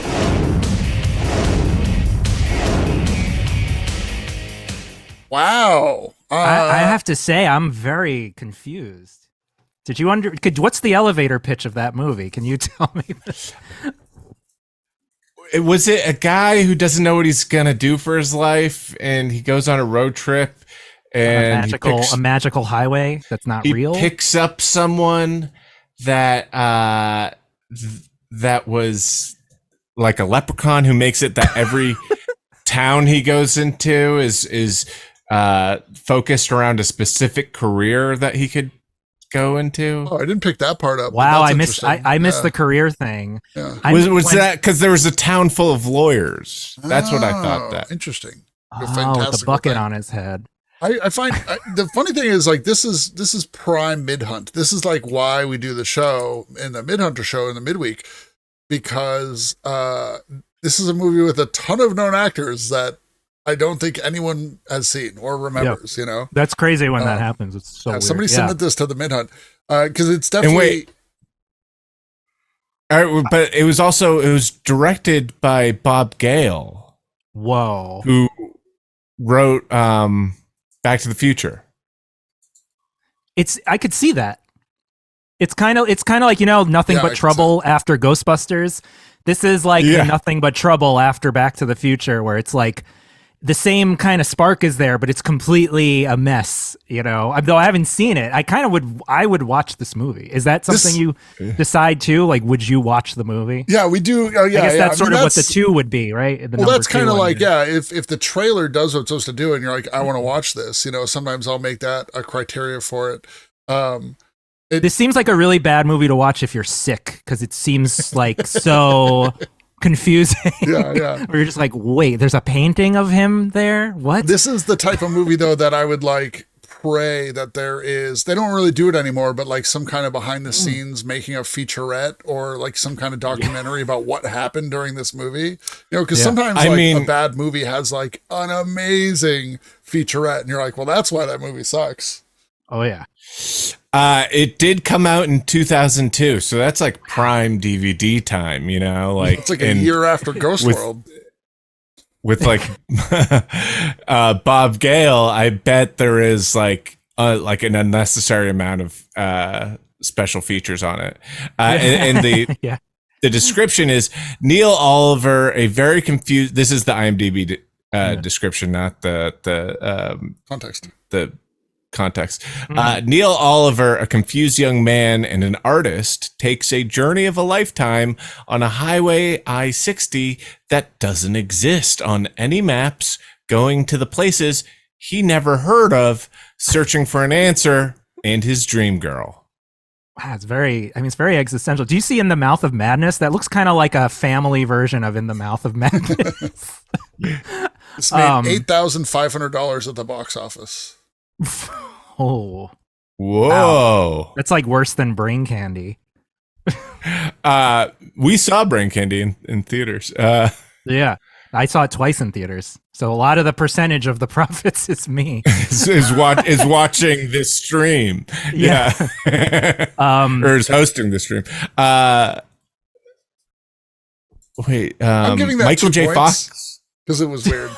Yeah. We're still talking about it. I think that's good. Well, That's I miss high concept movies like that aren't, comic book or spectacle movie. I miss the kind of like, it's a mix of slice of life with high concept, like revolving doors or whatever, that sliding doors. What the fuck? Oh, sliding doors. Yeah. Revolving doors. You know what I'm saying? Like a movie that has a little magical touch. Yeah. And it's about like a relatable universal thing. Some of those could be really like Groundhog Day. That's like the ultimate example, right? True. That's what this kind of seems like. Or Click, which is the other end of the spectrum. Yeah. Yeah. So I'd give it. It's funny. I don't know whether to take or add a point for how confusing it was, because I'm a big David Lynch fan. I like being confused. And what I hated about the dog one was how predictable and bland. Like, oh, of course there's burglars, blah, blah, blah. You can't predict where this one's going, beat for beat. So I'd give it a 2. Because I want to show this to Kristen. Like, I'll show her that trailer. Yeah. I mean, and that's like the best part of the show is when you have something, you're like, I have to show somebody this. It's like, I watched the Love on a Leash this was that great, one because of you guys. Love on a Leash. I saw the stream with that. I think it was Self-Suck Saturday, and I immediately showed that to Kristen. And that one also has like a great story behind soundtrack? It with the music. Yeah. Seal, cool. Smashing Pumpkins. Yeah. So we're all giving that 2 points. I'd give it 2 because it's. Right. I don't know if I'll ever forget it the rest of my life. I don't know if I'll see the movie, but I would. I'm not even. We watch a movie almost every night here. So someone says Rotten Tomato filled with garbage says, "Wow, Rotten Tomatoes has it at 86%." Is that audience or critic? Either way, I don't really take the critic scores I don't weigh them heavily, but the audience scores, except the audience score for I Love You, Beth Cooper was at 32%, and that's at least worth 35%. Anyway, wow, Phil the Garbage says audience score. All right, so Chat gave that 2 points. That's 6 points from us, -1, 5, 6, 7 points for Interstate 60 going to Gethy's Maine. Am I saying that right? Gethy's Maine? I can't see it's on the spreadsheet. Yeah. Gethy's Maine. Get his Maine. How do you pronounce it? He's in chat right now. It's Gethsemane. When I say it, it sounds when I say it, it sounds like I'm speaking Nell, Nell? I don't get it. Wikipay in the Hootie Tang? Wikipay in the hi. Tippy tie. Does it get semen? Also the cast of that movie. I mean, that's a reason to watch. Exactly. Geth se money. How is it that? How is it? It's get some money. Geth is a race of Mass Effect, so it's clearly Geth semen. Okay, got it. Geth semen it is forever. You're stuck with that, Geth semen. All right, Sam, it's your turn for the trailer. Someone really wants to get that semen. It's fine. You do you. Vote your heart. Nature's candy. You know what? Another thing I loved about that trailer was how much in the first 10 seconds of that, I was like, wow, James Marsden's in a Christian film. Really. Yeah. I would have lost a lot of money if you asked me to bet if that was a Christian film or not. All right, ready? Yep. Oh. In 1978, when disco was on top, I'm making it. I These guys party Oh, yeah, to I a forgot. different beat. What's her name? It's Oh, weird movie pizza. Natasha Lyonne. It's Detroit style Yeah. pizza. We're actually gonna be seeing Kiss, baby! Don't you know what Kiss stands for? Knights in Satan's service. We just that watched true? Cam's mom torch our Kiss tickets. That was a rumor. Missing that concert tomorrow night. We're not slim. No one ever asked. Damn right we are. Whatever happened to that guy? He was in like Cabin in the Woods. Yeah. The night is young, filled with Cabin in the Woods. possibilities. Yes? He was in Cabin in the Woods. He played the cop. Hey, you little Or Give me a kiss ticket, or I'll pop your faces in. Kiss! Cabin Fever. Jay from Jay and Silent Bob. Whoa. You're the coolest. Detroit Rock City. It's a girl walking along the side of the highway. We should Is this pull a Cheap over and Trick help her song? out. I mean, they make scary Yeah. movies that Remember start they out just have like a that. Kiss song. A Kiss song. But they make porno movies that start out like that too, man. He's just like Jay.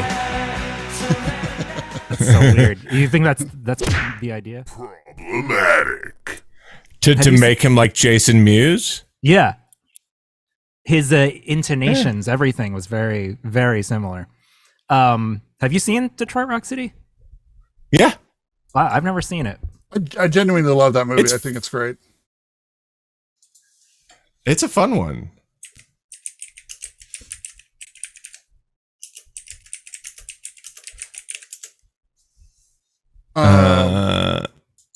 Yeah. Who goes first? Yeah, let's start with Jordan. Okay. What stood out to me in that trailer was the stunt of the guy falling on like the frickin', it looks like a chandelier, or a cake. It looks like a mix of both. I'd have to go back. That got my attention. I thought that was cool looking. It had a good energy. It had a good youthful, vibe. I'd give it a 1. I was like, oh, that looks. Nothing in it was like, ugh. Yeah, like, because comedy trailers are hard because you got to land jokes like that, and there was nothing where I was like, oh my god. So I'd give it a 1. I'm like, oh, that looks like a fun movie if you're in that mood, like kind of like not the Holocaust mood, but the other kind of night where you're just like, I want a light, just like yeah. I'd give it. That was a pretty solid for the music. I mean, it is weird that it wasn't Kiss actually. But it's rock and roll, man. It's hard rock, Yeah. It's not that they only listen to Kiss. It's that they listen to rock and roll. But Yeah. I would say like the whole movie is so Kiss centric, and Kiss is so tight with their like licensing and IP that they had a lot to do with the movie. So it's like, why not put a Kiss song in the fucking Shannon Tweed is in the movie too. She's Really? Well, I don't know who that is. Yeah. She's Gene Simmons' wife. She was a Playboy playmate. No, I know. I was kidding because I'm a pervert. I forgot about that. It looked like a solid, and also I liked this from the 90s. Yeah, I think it's the 2000s. Let's see, 2000, okay, 99. Yeah. Yeah, I mean, just the filmmaking. Honestly, this is one of the things where I'm like, over the years, I'm like, I wonder what Sam thinks of this, because we used to talk movies so much. It's like the switch to digital and the way films look now, to me, is by and large very unappealing. And when I see an older movie, even a shitty one, even like a garbage 80s throwaway slasher or whatever, I'm like, this looks beautiful to me because it just has this natural warm quality. And like that looked like a warm kind of movie. That looked like a fuzzy, warm blanket to watch kind of thing. I don't know if that makes sense. It's a fun movie. I think it hits the theme really well because it is, like a road trip movie. The cast is great. Lynn Shay is the mom, and I love her. Eddie Furlong is in this weird kind of in between stage where it was after Terminator, but like before everyone's like, oh, what happened to Eddie Furlong? And then Melanie Linsky is actually in that. After Terminator, but before he put the weight on. Yeah. I was going to say, not a girl, not yet a woman. Yeah. But Melanie Linsky plays Beth, who is like the girl that Sam Huntington has a crush on in the beginning of the movie. So she has a tiny part there. Giuseppe Andrews is the guy who plays Lex, who is in Cabin Fever. But yeah, I'm always like, what happened to that guy? Cabin Fever. You said Cabin in the Woods. That's why I was confused. Yeah. That I thought I was thinking of Cabin Fever when he said Cabin in the Woods, and then Also, I like that it wasn't too it wasn't like a gross out. Like it seemed like kind of a quaint, almost like cute road teen comedy, and it wasn't like a kind of American Pie kind of like. The trailer wasn't full of stuff trying to shock you or whatever, and I thought that was kind of endearing. I'm sure, like, I can't remember. I'm sure it has its moments, but I think the thing that is kind of like nice and like evergreen about it is I don't remember it trying to be that like Farrelly Brothers kind of thing. Mm-hmm. Like, I mean, I know there's like a lot of like sex in it, and like, cause I think every character has sex. Like all the not every character. You see everything in that movie. Guys have sex. Yeah. But yeah, I thought I don't remember it like being like, all right, we're gonna really hang our hats on this cum joke here, you know. So what would you give it for points for the trailer? I'll give it 2 points. Can I show something really quick? This is probably why I would give it 2 points. Okay.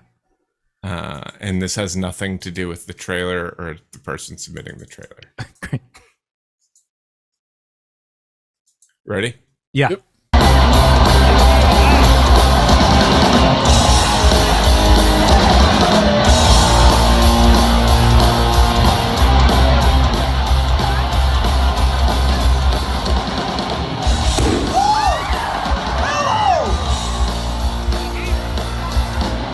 Whoa.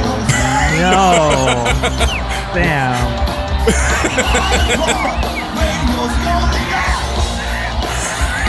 Wow.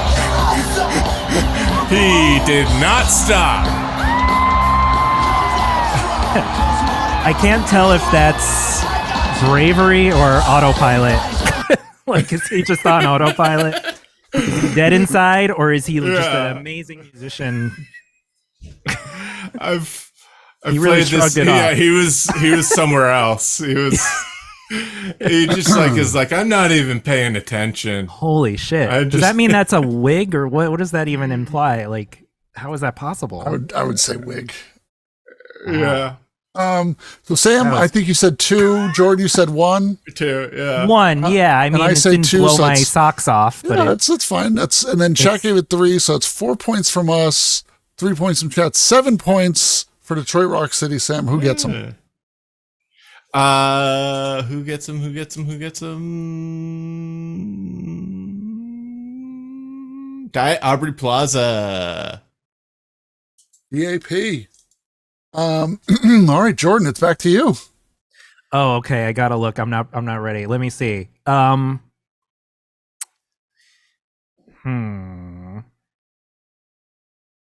to find something I really don't know what it is.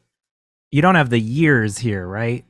No, the years are getting things confusing. I usually pick by like, the context. If I don't see something, I look at the context and I'm like, what the hell is this? I'm tempted to pick number 50 because Sam, I don't know if you remember, but we have an SVA story about that movie. Oh yeah. Yeah, maybe that'd be fun to say. Do it. They'll do 50. And it's a thing I can never not think about when that movie comes up. Just when Leo Marvin thought he was getting away from it all. As of this afternoon, I'm taking my family on vacation. His old friend Bob Wiley showed up. Dr. Marvin! Oh my God. I really appreciate this. I don't want any of you letting Bob into this house. He's a sweet guy. Didn't you invite Bob over for dinner? Would you like some more chicken, Bob?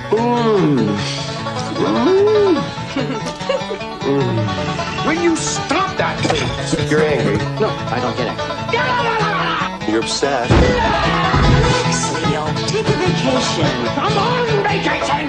Touchstone Pictures presents Bill Murray Hello, I'm Bob. Would you knock me out, please? And Richard Dreyfuss. This man is crazy. Get out! Why'd you need to kick Bob out of the house? He's not Charlie gone. Corso. That's the whole point. He's never gone. Is this some radical new therapy? You see? What about Bob? We get Charlie Corso on the show. Frank Oz. I did not remember that was Frank Oz. That's a PG movie. Wow. The Wife. Where do I know her from? I know her from a bunch of those kinds of movies. Airplane. Yeah. She looks like Margot Kidder from Superman, but she's not Margot. Margot Kidder's so much hotter, though. Margot Kidder's an ape. Sure. Yeah. What I'm gonna point out something that I think I might be like reading too much into the trailer with, but a reason I'm gonna give it 2 points is do you know what other movie famously used dueling banjos in it? Deliverance. Deliverance, yes. Yeah, so I think there's like kind of this like really nice like it's very playful in the trailer, but I feel like it's intentional that they were like, no, this movie's like crazy, and it is a crazy movie. Oh yeah, I haven't thought about it in so long, so it's really funny to be like, yeah, it's kind of fucked up. Yeah, there is like a way to look at it and be like, oh, this Bob guy's an insane person. And the rest of the family should be scared. Yeah. Charlie Corso should not be friends with him. Well, it's kind of like the Cable Guy in a way, where it's like it has the veneer of a annoying buddy comedy kind of thing, but you're like, this is getting too. There's a sense of a threat. Yeah, it's a weird movie because it's a very successful movie in that it really does make you feel what Richard Dreyfuss feels. Yeah, he really is annoying. And it's kind of like a Looney Tunes cartoon. It's like Bugs Bunny bothering Elmer Fudd for 8 minutes, and you're just like, oh my god. Much. Yeah. No, it is very much like a sketch progression where like Richard Dreyfuss is the straight man to the movie, and he's like essentially the sane person, and everyone accepts the insane person's point of view so much that it drives the same person insane. That drives me crazy in movies when no one will believe it's just so annoying. What's your SVA? A lot of horror movies. Okay. I'll try. Yeah. So Richard Dreyfuss came to SVA for a big Q&A, and it was, that was pretty exciting because not a lot of people really came to the school throughout the 4 years there. The other person we got was like Billy Zane. Was it Billy Zane? I might not have known who he was at the time. We had Mira Nair. Billy Zane came to, and he wasn't even like promoting a movie or anything, or like he wasn't. He was just sitting in the back of our class. He didn't have much to talk about. I feel like he was at your baby shower. Yeah. Billy Zane was at your baby shower. For real? I'll tell you that story later. Oh, okay. Wait, what? Yeah, I thought I already told you that, but anyway. Later. Okay. Okay. I'll just say, I'll Richard say it quick. Dreyfuss. So Richard Dreyfuss was there, and somehow there was like a psychic wave among the audience, the SVA students, to agree somehow to only ask him about what about Bob, and that's all the questions were. And anytime it got brought up, everyone was like, "Woo!" It did like one of those like little applause breaks. And then it kept going, and then everyone kind of picked up the cue from everyone else. And some questions would start and seem like they're not about what about Bob, and then it would eventually be about what about Bob. And Richard Dreyfuss was laughing a lot. I mean, he was kind of flummoxed, but it was a very funny, weird. I kind of felt bad for him a little, and it's funny because it's like the movie. We were just annoying him about what about Bob, just like Bill Murray does. Yeah. Wait, I don't know if you remember more details, but Yes. I have one detail that is like is etched in my head. Is it got to the point where Richard Dreyfuss, where like it gets brought up for like the 10th time, and Richard Dreyfuss is like, "What is it about that movie that you all love so much? What is it about that movie?" Yeah. And like And he was like, I'm not saying this rhetorically. I'm actually asking you this. What? And this freshman raised his hand, and they're like, yes. And it was like the most awkward freshman you could, like, college freshman you can imagine. And he was gonna finish his thought, but the way it started out was, well, Bill Murray's really funny. And everyone died laughing at the explanation of us loving this movie having nothing to do with Richard Dreyfuss. Yeah. And it was like he was gonna say, like, is Bill Murray was really funny and you were really great in it, but like he didn't get to that part because we were all like, nope, that's the answer. Yeah. Bill Murray made this movie. Yeah. And Bill Murray's son was in your year. Was he there? No, he was in a different. I never met him. He was in school with you. Oh, he was in our year. He wasn't in the. He wasn't in the film program. That's why. Yeah, I never. He was met in the him. photography program. Was he the only male in the photography? Because it was like all women, from what I remember. No, Ivan was in the photo program. That's right. Yes. Dropped out. I just remember there was something where we saw one of the photographers. I was like, oh my God. Because there was only like 3 girls in our like film class and like 20 guys. And then I was like, oh, they're all in photography. And I thought that was actually pretty interesting. Like, I wonder why that is. Priorities. Why didn't I go to photography? Hey, I really like the work of Ansel it's Adams. A numbers game. Yeah. It's like straight guys at Emerson. That I just have very vivid. I remember who started it too. I don't know if you remember, Sam. I don't know his name, but he looked like Rivers Cuomo, and he went to our. I remember his name. Yeah. Oh yeah, and he's the one who started the "What About Bob" thing, and he did a bunch of the questions, but then other people started also. I've run into him since really. I think he's out here in LA. You know who I've become friends with? This is gonna be boring to everyone. Chris Aaron. He's on. You remember Chris? He was like best friends with David, the stunt guy who started in my Nice movie. No. Chris worked on something that we did. He worked on the. He told me about that pilot that we did. Yeah. He told me about that. So he's on. So I never talked to him at all through the 4 years at SVA, and now he's like the only one I know and talk to all the time. It's really weird. Same with John Fisher, who I used to never talk to, but now we talk all the time. It's very strange. So first, like, Chris got in touch with me because he was selling boxes of comic books, and he's like, do you want to come over to my house and buy comics from me? And I was like, oh, sure. So we like caught up then and mostly just hung out. And then I started seeing him at every background job. Like, he's a camera guy on tons of TV shows. And now it's just such a routine thing. I see him like at least once a month, and I'm like, there you are. And we have lunch together. We talk and stuff. And he's like, I got you in the shot and stuff. He shot all of Search Party. That's really funny. Yeah. So it's actually nice to see someone when you go to some of those things. Yeah. Sorry, no one knows who that is. What are you giving points for What About Bob? I'm giving 2 points. Jordan? I'll give it 2 because the relentless banjo really captures the relentless Bob character. Like, it's a trailer that's really in sync with what the movie is. And it's got the energy. It's got a good, I think I'm going to be a little contrarian here because it's like hard for me to really separate the trailer from the movie in this one. So I'm just going to give it 1 point. Okay. And then Chat. I haven't seen it in a really long time. Chat gave it 70 points. So that's 2 points. So 4, 5, 6. 6 points to What About Bob? Who was that submitter? The Great Noir, 4 points because we subtract 1 when we have 3 people to make it, How many points? 6 points. 2 from Chat, 4 from us. Mythic. Wow, and you usually hate Mythic's trailers. Oh, the worst. All right. It's my turn. Okay.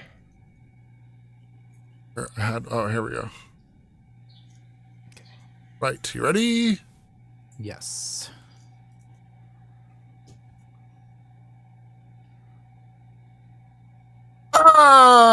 Oh, strikeout.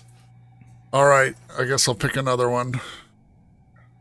This is an odd thing for us, so we tell people, make sure when you do pick your trailers, you watch it in an incognito tab, because some trailers are 18 plus, and it does not like that when we do these things. Wow. Didn't have anything. Was that number 8?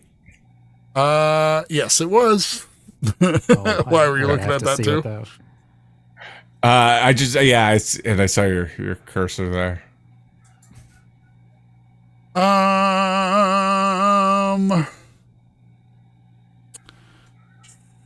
Shoot. All right. I got one.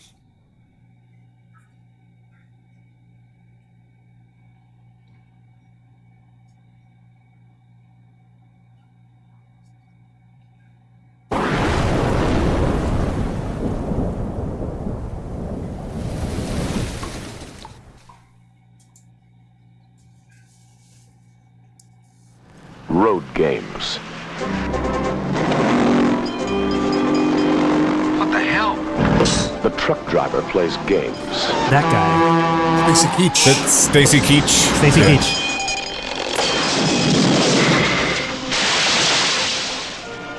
The hitchhiker plays games. Aren't you kind of young to be hitchhiking out here all by yourself? Aren't you kind of old to be picking me up? Jamie Lee Curtis. And a killer is playing the deadliest game of all. Oh, he's just killed a girl. Did he make Hands in a glove. I don't know. What's the difference? It makes a lot of difference. I think in order to play the game properly, we have to know what he thinks of women. Wait, they're actually playing a game? They're playing the game. Yeah. They just lost the game.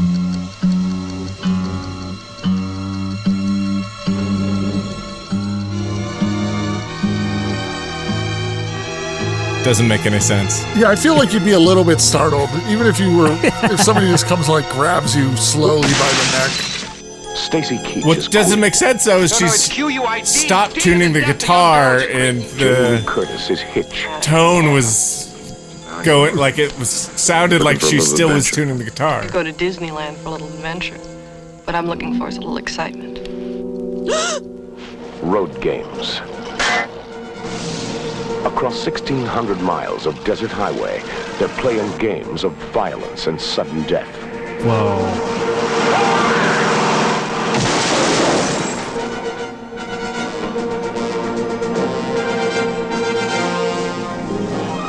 Road games. It's my game. Okay, Sherlock. If someone doesn't stop soon, there won't be anyone left alive to play. Road games. Of the graphic. Huh. Yeah.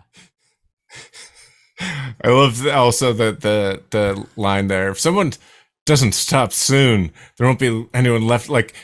They're gonna kill everyone in the world of all time. I missed what that's about. I didn't understand. I can't tell if we're supposed to know. Because I might have missed a line, or I think it might just be intriguing. Yeah, maybe. I'm intrigued. I gotta say. I mean, I am too. Yeah. Yeah. Because I couldn't tell who was the victim and who was the the villain or whatever. I couldn't tell how the truck driver thing with the boat tied into the whole thing. Yeah.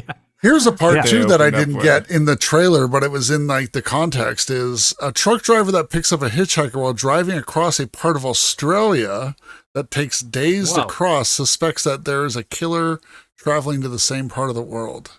That's the same one? Yeah. Yeah. Interesting. I mean, I actually thought it was Australia for some reason. Huh. I just thought it looked like Australia. It was cool. I liked the voiceover and the whole thing about the games, but it didn't really sink its teeth into my ball sack. So I'm going to give it 1 point. I've been a real point slut. Hit the button, Slut Nate. boy. Slut boy. And the thing is I loved the way that looked.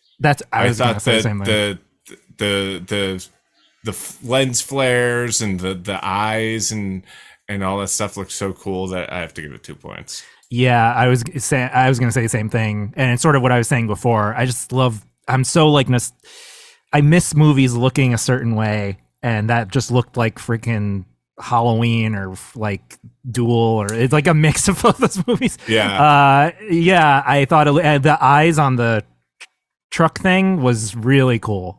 I love that. You know, movie I saw for the first time within the last, like, I think I saw it during COVID, but that I just like the look. I was surprised at how much I loved the look of the movie was Christine. Yeah, I saw that too recently. Yeah, I loved it. That's very good movie and an amazing look to it. Like, yeah, oh my God, the scenes of the car doing stuff. We were like, how the? I don't want to spoil it. I think Jordan hasn't seen this movie. I thought Christine was great in that movie when it's doing mouth stuff. And the part where the guy was like, "Hey, Christine, cut it out." When she goes crazy at prom and all the shit happens, I love that. No, when the car is like kind of changing, and I was like, we were just like, how did they do this? And we were also like, we say this a lot. We're like, if they could do that in like the fucking 70s or whatever, why can't they do that now? Kind of thing. I mean, I'm like an old man, like I'm just so. Well, they do. Have you seen Fast X? They do so much. Yeah, I really believe they were standing on a bridge. Chat kind of went on the other end of that, and so they said 53% no, so that only gets 1 point from chat. Wow. 4 points from us, so it's 5 points for road games. Is everyone in chat like really young? I don't mean that in a bad way. It's a mixed bag. We have one person that's 20. At least one person. Can you even 20. call that a? Can you even call that a person? Oh, Punished Walrus is 79, right? No way. I think so. I think so. Yeah. Because every time he's in chat, he's like, say. "Hello, can anyone? Can you see me right now?" How it is? Yeah. He keeps typing Google searches into chat. Like, what the fuck are you doing? Pick up apples at the store. He's had to change his password so much because he just puts it into chat. It's hilarious. How do I log on to Twitch? Yeah. How do I log on to Twitch? 69 here, someone says. Well, no, because I was saying my podcast, it seems like all our fans are literally half of our age, and it's weird. There's a few people my age who were, like, but a lot of the audience is really young, and I feel creepy sometimes because we make a lot of gross jokes on the show and stuff. I don't know. It's weird. I feel like that, like when I go to like, I'm a fan of the Smiths, but I came in way after. So when I go to like a Morrissey show or something like that, or a Johnny Marr show, I'm like the youngest person there. That's funny. I've gone to a lot of Morrissey shows. Yeah, it is weird. Yeah.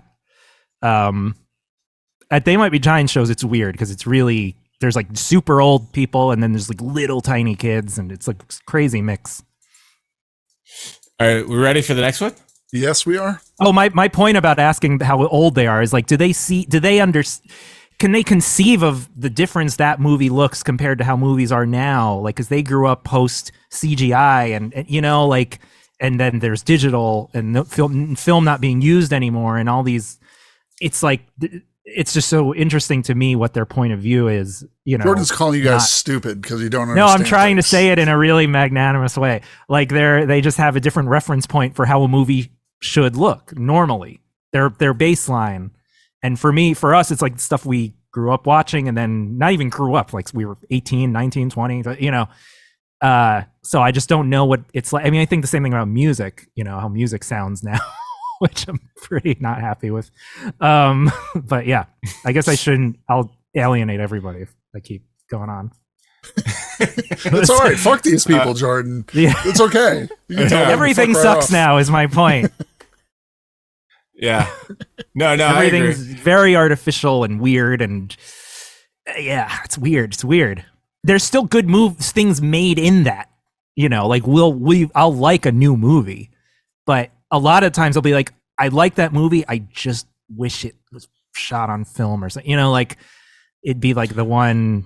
Yeah. And I think also there's a lot of like, oh, I like that movie, I wish they had to it took them a little bit longer to make this so that they would think about it a little bit more, because it's like it seems a little too easy. Yeah.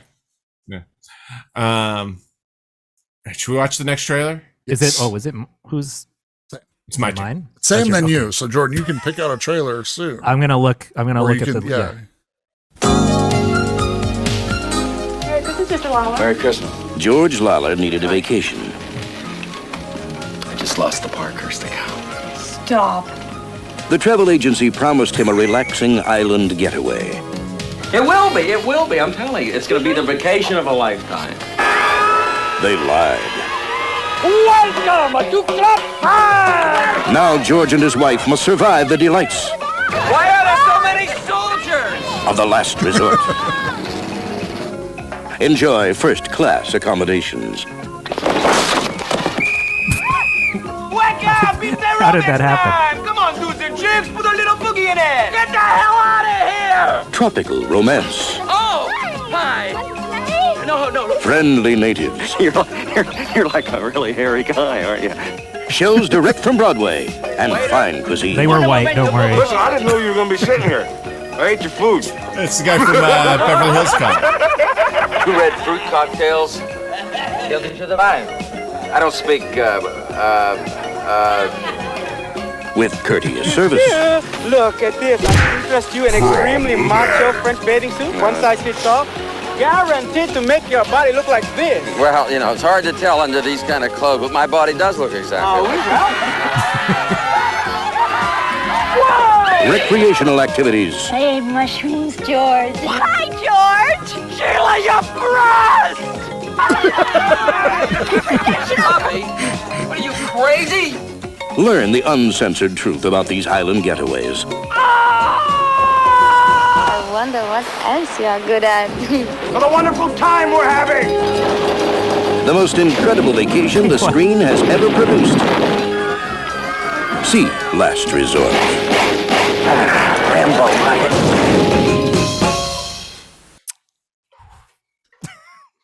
Last Resort. Circle your breasts. Yeah, that almost raised it a full point for me. Well, I don't want to go first. Charles Grodin? Is that his name? Charles Grodin. Charles Scrotum. Charles Scrotum. Charles Scrotum. Yeah. We should Nate. Have we gotten any traction on starting the Trailer Boys store? A little bit. We're working on it. We should put on the list of things possibly to make is t-shirts with Charles Grodin and a machine gun, because that would be a cool shirt. Yeah, right. Like we have the designs. We have the Shakma logo with Dunstan checks in on it. It says Dunstan, but it's the Shakma logo.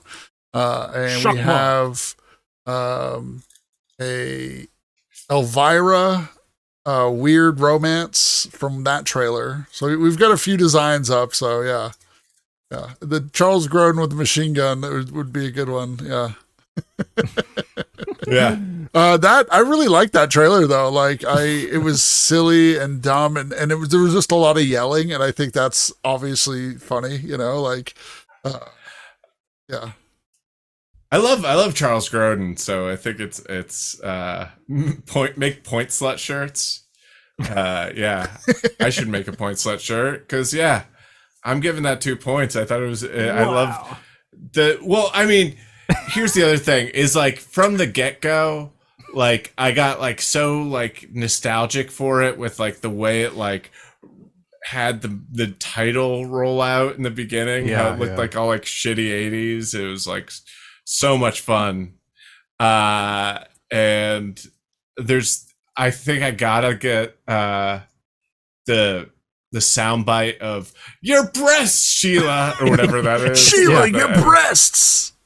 Yeah. Sheila, yeah. You know what the funny thing is? You picked this, and another one I was looking at, which this trailer reminded me exactly like this other movie. And I'm like, I wonder if anyone submitted that. And I think the same person submitted both of these movies. They're very similar. Summer Rental. That's what that made me think of. You ever see that? Really?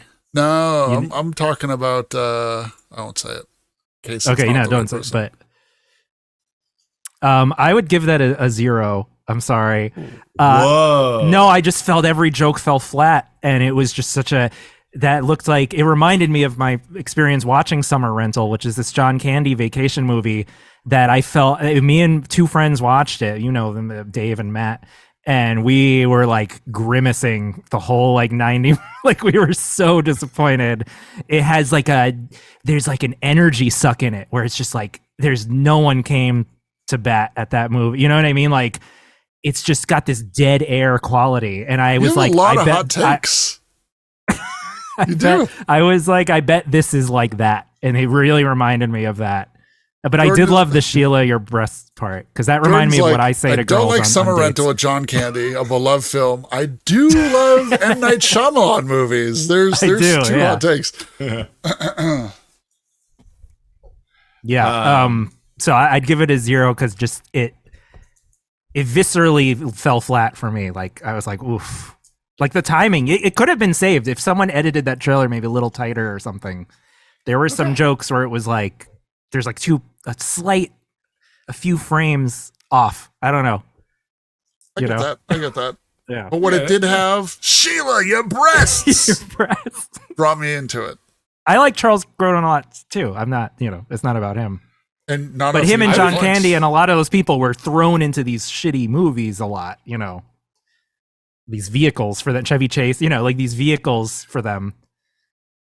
True. Sometimes I would rather watch one of these shitty vehicles than I would like anything that's come out in the last 20 years. Oh, yeah. See, I suspected you were like me with that. Just, yeah.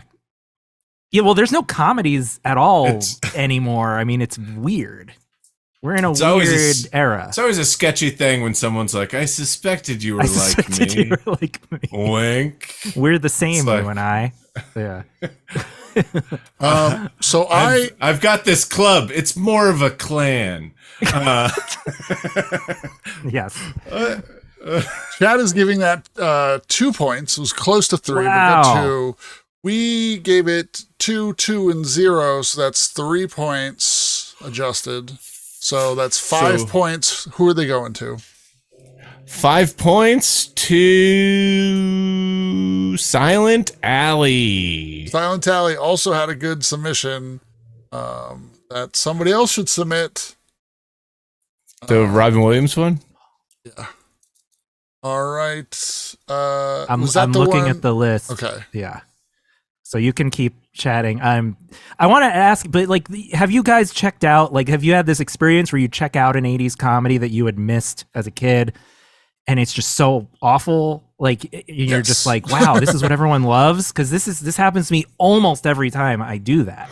I mean, I even go back and watch ones that I loved, and I'm like, what did I see? That's a really sad. That's a sad experience too. Well, I mean, but also you have to like take into consideration that, like, especially with comedy, there's like a whole novelty element, and there's like because comedy, even if you're not like copying someone's joke, you can copy someone's like the spirit of someone's joke. And so by the time you see these comedies that everyone loves, you'd already seen the jokes that they'd made like a million times in different ways, and then you're kind of like, oh, all right. But like, like you I think you kind of have to like take that into consideration, that some of the jokes that they might not hit for you because when you were seeing it in that movie, because when people were seeing it in that movie, they were seeing it for the first time.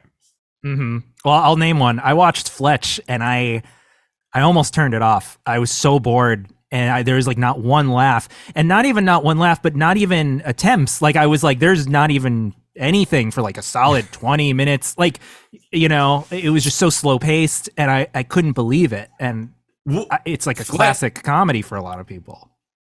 But that is one that is based on a noir book series. Yeah.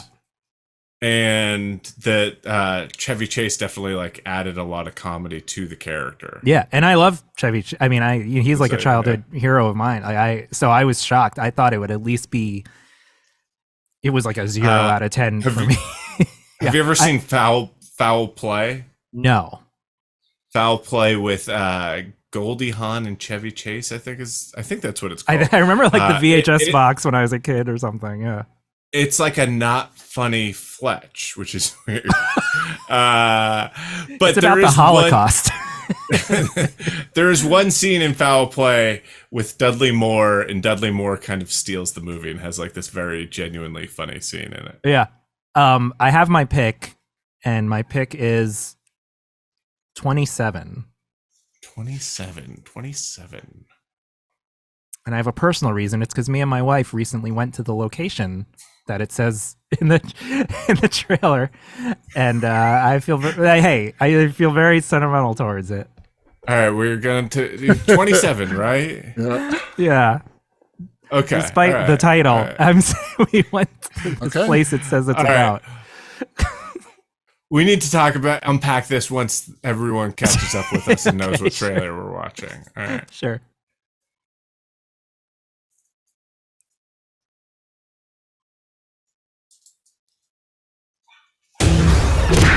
Problematic. I did not pause it. All right, hold on. Let me. I thought you paused it. I was like, wait, what? What are you pausing? I don't think it was me, but I'm not touching it now. Wow, look at all those shitty looking movies that it showed in the next up on YouTube or whatever. This is Isola Lake. I need your map skills. Okay, tell me where I'm going. I literally have no idea. But somebody's got to smoke all the weed. Oh, boys. I can use some of that. Oh. The fuck was that? Why did you slam on the brakes? Why did you bite my... Why do we stop? Look. I've never seen human heads. You see human heads every day. Yeah, on bodies. Oh. I love your outfit. The music. It's adorable.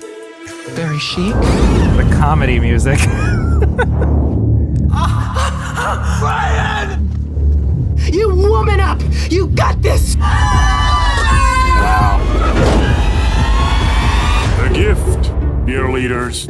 I got an idea of what to do with her. We could make children. Awesome. We take turns until she gives us a child. I'll go first. That's the second best friend you've killed today! I haven't gotten so much free in my life, and some of them actually kind of know what they're doing.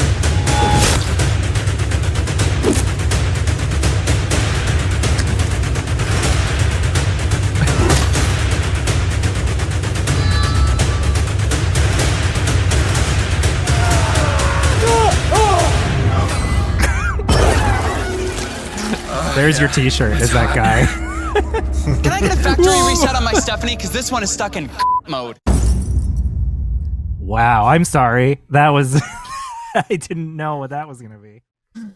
I like Jordan apologizing for the movies he's picking. I'm sorry. He makes a movie. Yeah. Well, wait. The funny thing for me was you went like I'm picking this for sentimental reasons because me and my wife, and I see the title's Roadhead, and it's like, okay, man. We do this. So wait, you... This is this thing we do sometimes. We gave it the nickname. Yeah. I don't think you gave it the... No, we get out on the road and we say, hey, there's a head. It's not actually, no, sorry. It's because, it said they go to the Mojave Desert, and we did this crazy road trip 2 years ago, and we spent a lot of time with the Mojave Desert, with Death Valley, all these cool places, and that did not capture those warm feelings. Yeah. Oh, wait. So you and your wife went to the Mojave Desert, and you saw in the description that this took place in the Mojave Desert. That's why. Oh, okay. I also thought, like, once I got past the whole Roadhead thing, I also was like, oh, this is a movie that they're fans of, and they were like, let's go to where this movie was shot. Specifically where this movie was shot. And then when it was this movie, I was like, huh, weird. I think Madonna shot that video Frozen in the Mojave Desert too, if you want a useless fact, where she's in the desert. Yeah, that was Mojave Desert. I thought that looked horrible. I'm going to give it a 0. That looked hideous to me. I hated the modern, I'm sorry, I'm an old man. I hated like the very modern Twitter speak stuff. Like, this is literally the blah, blah, blah. I hate that shit in movies. Very difficult for me to see new movies these days.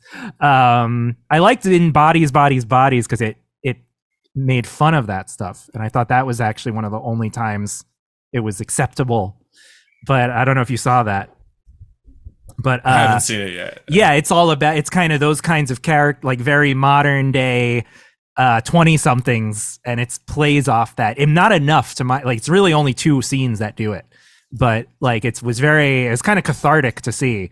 It was like, okay, wow, you can make fun of how people are. Yeah. But that just looked horribly shot, horribly filmed, very unfunny. So I'm just gonna give it to suck your friend's dick while your other friend is in the backseat. Yeah, I thought the same thing. I was like, is that what kids are doing now? That was weird. I like that they're friends. Like, I mean, they're friends. They could be in a relationship, Nate. Like, that's true. Friends. Yeah. You do that for all movies. Like, why are these 2 friends like getting married? Weird. Yeah. So I'll if I keep going, it'll get very negative. So I'm curious what you made of that. Your points are 0. Or 0 points. Wow.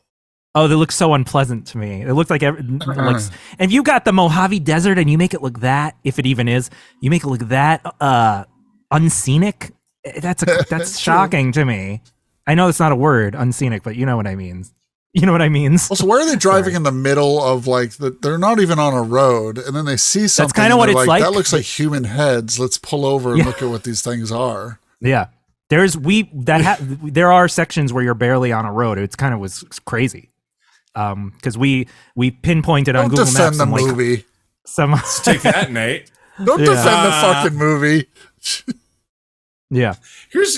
I'm giving it an originality point. And I'll say this because it is like it looked like a very gay movie. That's not why I didn't like it, by the way, just so people don't get the wrong idea. Sure, it's June. It's Pride Month. Come on. Yeah. Sorry. No, but like it looked like really unique. It looked like it really like was like, hey, let's make this really weird horror movie with like, and I get everything about it, like looking like not fun to watch and all this stuff, but hey, at least it's a swing, you know? Sure. I think it looks campy. I'm giving it 1 point. Yeah, what was your point, Sam? I mean, what was your point? What's the point Sam. you give it? No. Oh, 1 point. Your number, your numerical point, not your... Yeah, 1 point. Okay. Chat was kind of close back and forth on that, but ultimately it fell into the no category. So that's 1 point from chat, 2 points from us, adjusted. That's 1 point, 2 points. Who's getting them? To Roadhead, Hendo.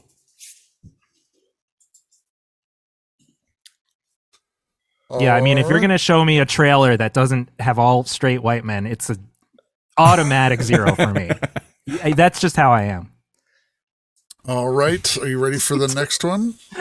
Please don't take that out of, clip that out of. Clip it, yeah. Yeah. I feel bad for shitting on that very like diverse trailer. I'll say a trailer that I thought. Fine. No. The times we live in, Sam. I'll say this to counter it.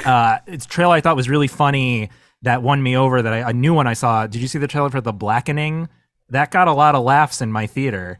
And I was like, oh, that looks funny. You know what I'm talking about? Oh, sure. Yeah. Yeah. I get it. I get it. That's cool. Okay, Jordan. I see what you hate about this next one. I'm cool. I like The Blackening. All right.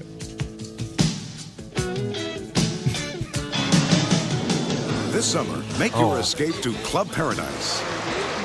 I say let's go. All right, we're going. Just getting there is half the fun. I made it! I made it! Remind me to get a new pilot. So join your host, Robin Williams. Oh, bye. I'm Island Jack. And what island are you from? Ellis, originally. With Peter O'Toole, Rick Moranis, Jimmy Cliff, Twiggy, Adolph Caesar, Eugene Levy, and Joanna Cassidy. You'll enjoy luxurious accommodation. We're still ironing out the bugs. Well, I think you'll find most of the bugs in my room. Soak up the scenery. They said that you weren't fit to sleep with pigs, but I stood up for you. What'd you say? I said you were. All right. Take up challenging new activities. Or for a change of pace, discover a private world all by yourself. I remember that part. Club Paradise, where civilization ends. It's just like that other trailer. Am I going to be able to take a decent shower? I'm on the case. It's the vacation you'll never forget. No matter how hard you try. He's from Black Christmas. Harold Ramis. Brian Doyle Murray. It said he wrote it? It said, I missed the credit, but it looked like his name was written by or something. How hard you try. Screenplay by Harold Ramis and Brian Doyle Murray. Wow. Interesting. I've never heard of this. Interesting. Yeah, I haven't seen this. Very restrained Robin Williams, his character in that. He's like a firefighter with PTSD, I think. I can picture the cover of it in the video. Weird store. he's not being wacky or funny. I'm sure he is. I'm sure he is. He did that silly voice to Twiggy at that one point. Oh yeah. There was a high pitch voice when it's I don't think I knew it was him yet. I give that a 1. It's on Tubi. Tubi, that's the other. There's Mubi, Tubi, Nuvi. Nuvi is the movie theater one. We were Nuvi with Marina Menounos. Yes, Nuvi. That's Nuvi. A Nuvi ring, I think, is contraceptive device. Contraception. Yeah. Yeah, Booby, booby, which is another name for a single breast. Your booby, Sheila, your booby. I give it a 1 because it looked. The shower part made me actually laugh sincerely, and kind of reminded me of the Seinfeld gag where Kramer has the elephant shower thing. And the cast: Rick Moranis and Eugene Levy, and what's her name? It was Andrea Martin from SCTV. Is that yeah. She was from Black Christmas. Yeah. I mean, I'll say this though, as a trailer, it didn't sell it super well. And I was thinking during it, I bet there's some solid scenes in this movie with these guys that the trailer is not giving you. I did like that line. I did like the line, the Rick Moranis line, where he goes, those women think you're not fit to sleep with pigs. Yeah. But I spoke up for you. What'd you say? That you were fit to sleep with pigs. Yeah. All right. The Rick Moranis' reaction there was genuinely funny to me. And for that, I give 1 point. Reminded me of how I missed Rick Moranis. Yeah. Yes. R.I.P. Is he going to come back to movies? I know he was teaching comedy and acting in Toronto for decades. He was just raising his kids, wasn't he? Yeah, his wife died. That's what I thought. His wife he was died. raising his kids, and then he started teaching at like a university in Canada or something. So yeah, he was teaching skit comedy. Sketch. Oh, really? What a loser! No, Sketch sounds like an old comedy. It's different. It sounds like an old game from like the 50s that kids would play on the streets. Like, let's play some sketch. Yeah. So that's 3 from us, I think. Jordan, you gave it 1, right? 1, yeah. I mean, it was like similar to that other one. Yeah, but that's why I chose it. So adjusted, that's a 2 points from us. That's a 1 point. Nope, that's a 2 points from chat. That's 4 points. Going to Dark Bastard. That was one Silent Alley did. He's not letting me give you points. I hope that trailer didn't pick the most funniest parts of the movie though.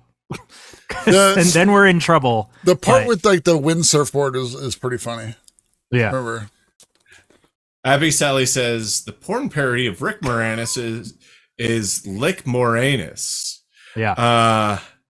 We were just talking about his wife dying, and you're talking about a porn parody of him? I mean, that's dark.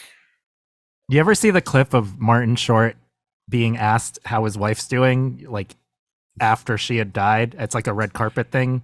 Wait. He's like, she's good, and it's Martin Short's wife died. Yeah, I actually have his autobiography. Maybe I'm getting him confused. Are you thinking of Martin Short? No. Rick Moranis' wife died. I'm pretty sure you're right with that, and that's why somebody asks Martin Short about his wife, and he's like, "She's doing good." Yeah, because he just like, what are you supposed to?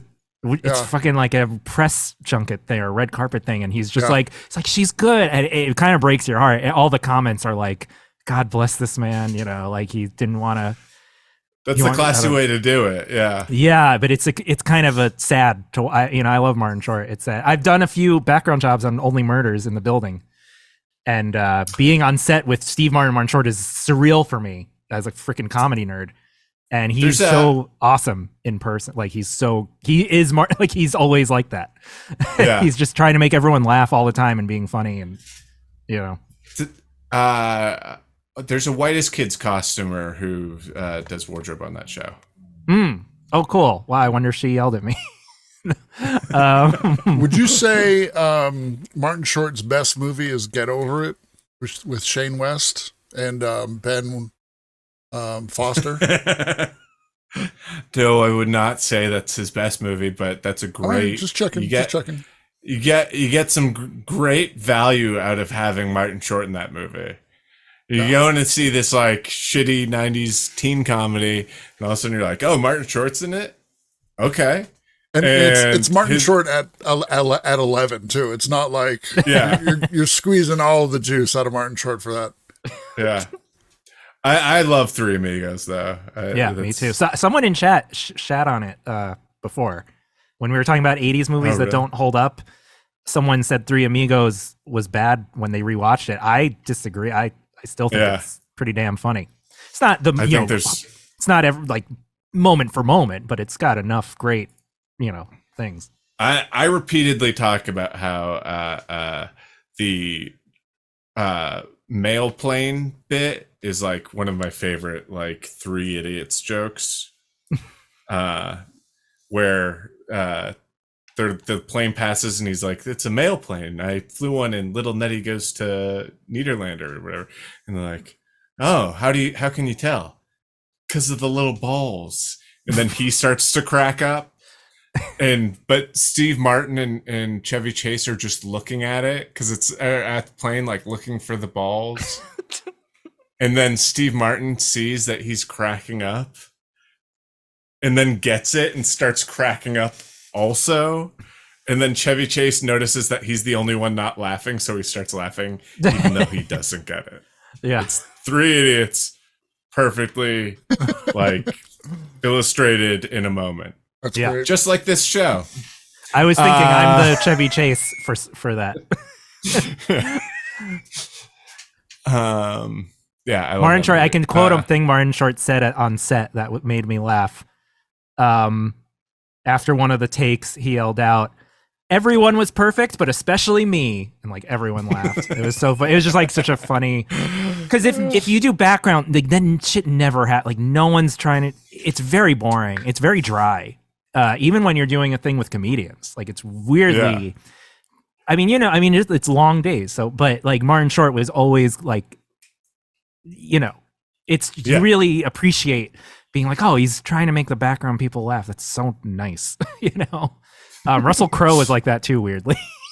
Oh, that's what I was going to ask. Was there a moment where you were like, oh, he's searching for validation too hard? Like, Russell Crowe. Like Russell Crowe was like that? I mean, I don't want to be mean because he seemed really nice to everybody, but he was like constantly coming up to background and trying to make them laugh, and he kept grabbing the mic and telling jokes and making announcements, and it's interesting. Look at me, everybody. But I was like, it's weird how much he wants the background to like him.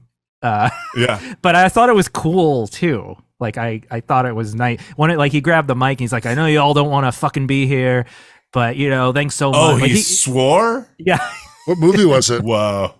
It was the Roger Ailes TV show he did where he had a huge amount of fat makeup on. And I'm in a few scenes as like an office worker at Fox.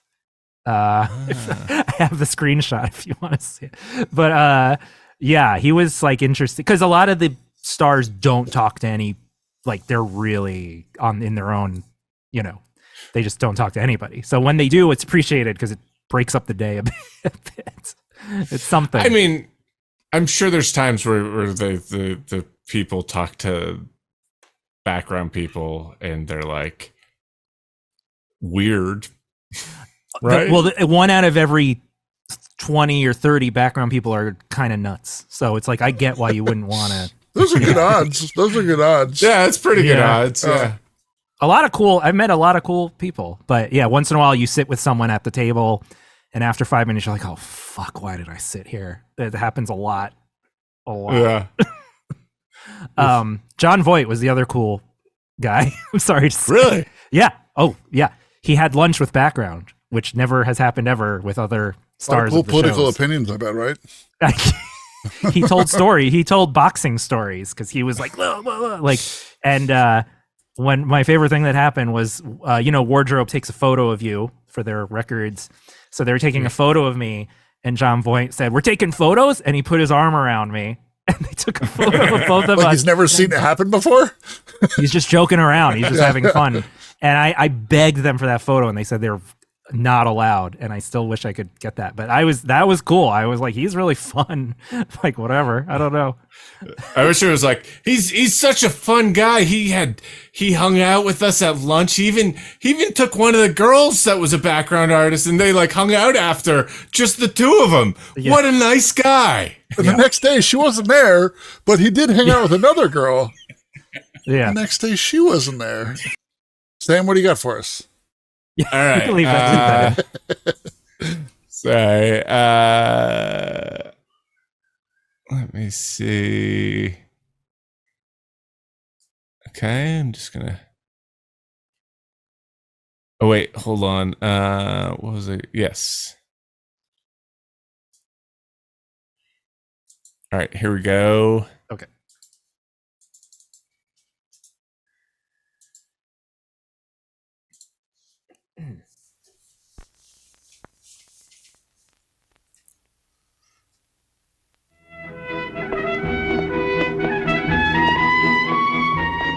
Billy thought the hardest thing he ever had to do was say goodbye to his father. Listen, will you write me a postcard?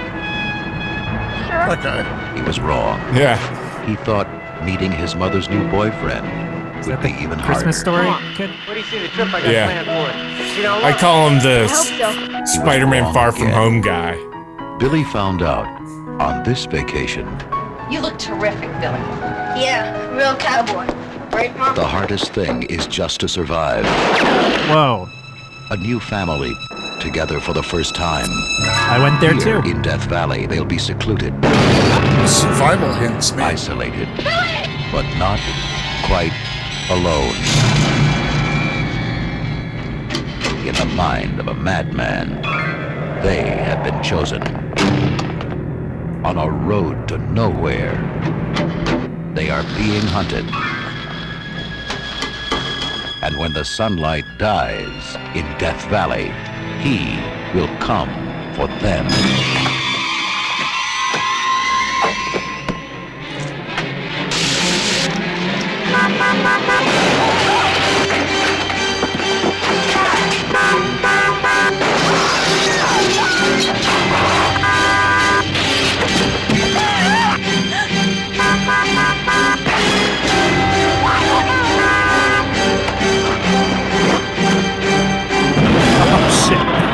Death Valley was a great place for a family vacation until the tourist business started dying.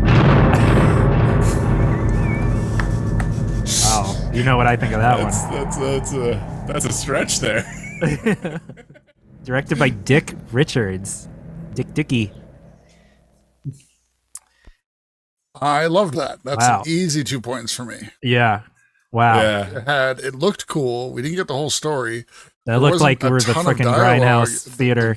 Voiceover was great. Like, a lot of the what do you call it? Establishing shots, of like the desert and background and stuff. That's what I was saying. Cool. Yeah, that's what I was saying about the other one. Yeah. I thought it was really cool. I'm gonna give it 2 points, but also just critique is that like it was a little bit like hard to tell what was going on in the like kind of climax of it. There was like a lot of like it's just people turning. It's just people going, But I still though I thought it was a really cool. Who's mood. Edward Herman? None of us know. Is that the guy from the beginning? Like Richie Rich's dad? Richie Rich's dad. Yeah, that's what I was thinking of. I was like, where do I know that? And it came to me.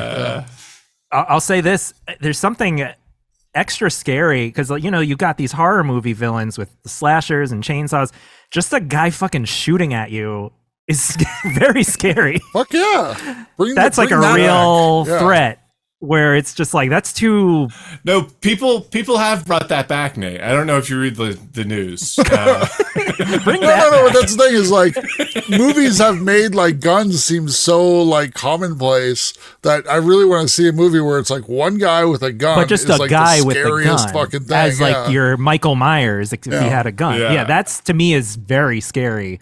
I also thought it reminded me of the Whitest Kid sketch when the little kid was holding the gun, where Trevor's like, "You look so cool right now." So it reminded me of that. So that gives it 2 points. No, that looked. I want to see that. Devil. Yeah, you look like the devil.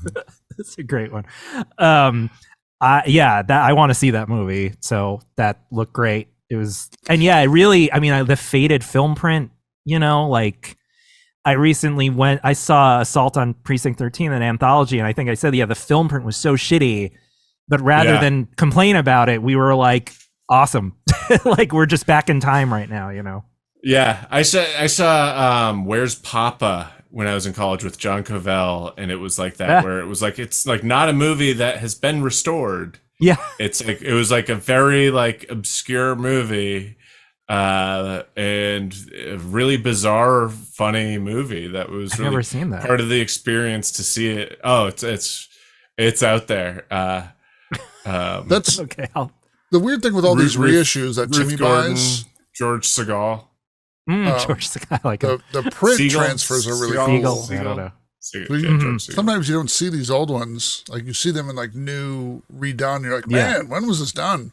So it's cool to see an old original trailer like that. I said 2 points. You guys are both 2 points? 2, yeah. 2 points, yeah. So that's... One more bit about the old... I went to Anthology and I saw the movie, Zombie with an I, Z-O-M-B-I, the shark fight and stuff. We went to a film screening of that at Anthology Film Archives, and it was... I didn't know the movie didn't look like it. It was pink. The whole thing was pink. And It made it so revolting, even on top of how revolting the movie is. It made it even more disgusting. And then we went home and I looked it up on YouTube and I'm like, whoa, it looks nothing. It's not supposed to look like that. Oh, weird. But it was the pink movie. Everything was pink. It was like so weird. The opposite of a giallo. They're like, I'm trying something different. Yeah. So yeah, that was a great pick, that trailer. Yeah, so Chat gave that, that 90 something percent. So that's 3 points from them, 5 points from us. That's going to be an 8-point trailer. 8-point trailer to Horny Baloney 69. Yeah. All right. That's back to you, Jordan. Oh shit. Okay, I'm looking already. I'm torn because then there's movies I've seen where I'm like, oh, I have some opinions about. There's actually somebody is Jordan pandering. Oh no, what does that mean? There is a comment in here that specifically references you. What does it say? Let me see, 30, number 30. Oh, wait, let me see. Oh, I thought of that, but I'm almost like it's too, I don't know, too on the nose maybe. But yeah, you know what? Fuck it. It would get the word out because I feel like a lot of people miss this one. So yeah, let's do 30 just for the sake of, promoting it. Also, is anyone out there, Sam pandering, he loves these faith-based films. Are there any faith-based road trip movies in here? I don't know. I don't think, I think people who are devout Christians don't travel. I think they go, no, I'm staying home.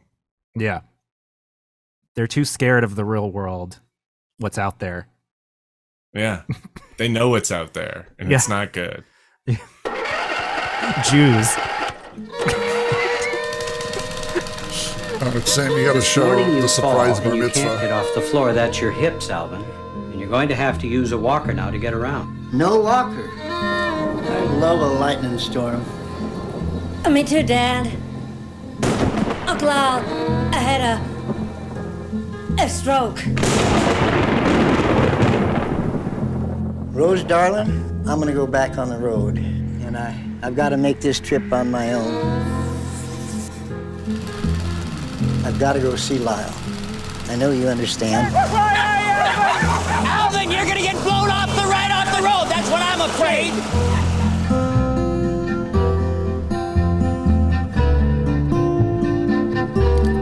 That score, it's gonna make me cry. Wisconsin. Why didn't you just take your car? I don't have a driver's license. That's 60 more miles of hills. That's across the Mississippi. I'm having a little engine trouble. I'd be happy to drive you the rest of the way to Mount Zion. I still want to finish this the way I started it. And this trip is a hard swallow for my pride. It's funny how many of the trailers have a girl on the side of the road. You've got two brothers that haven't spoken in 10 years. I want to make peace. I want to sit with him, look up at the stars, like we used to do so long ago. A brother's a brother. Finally, a trailer with people my age.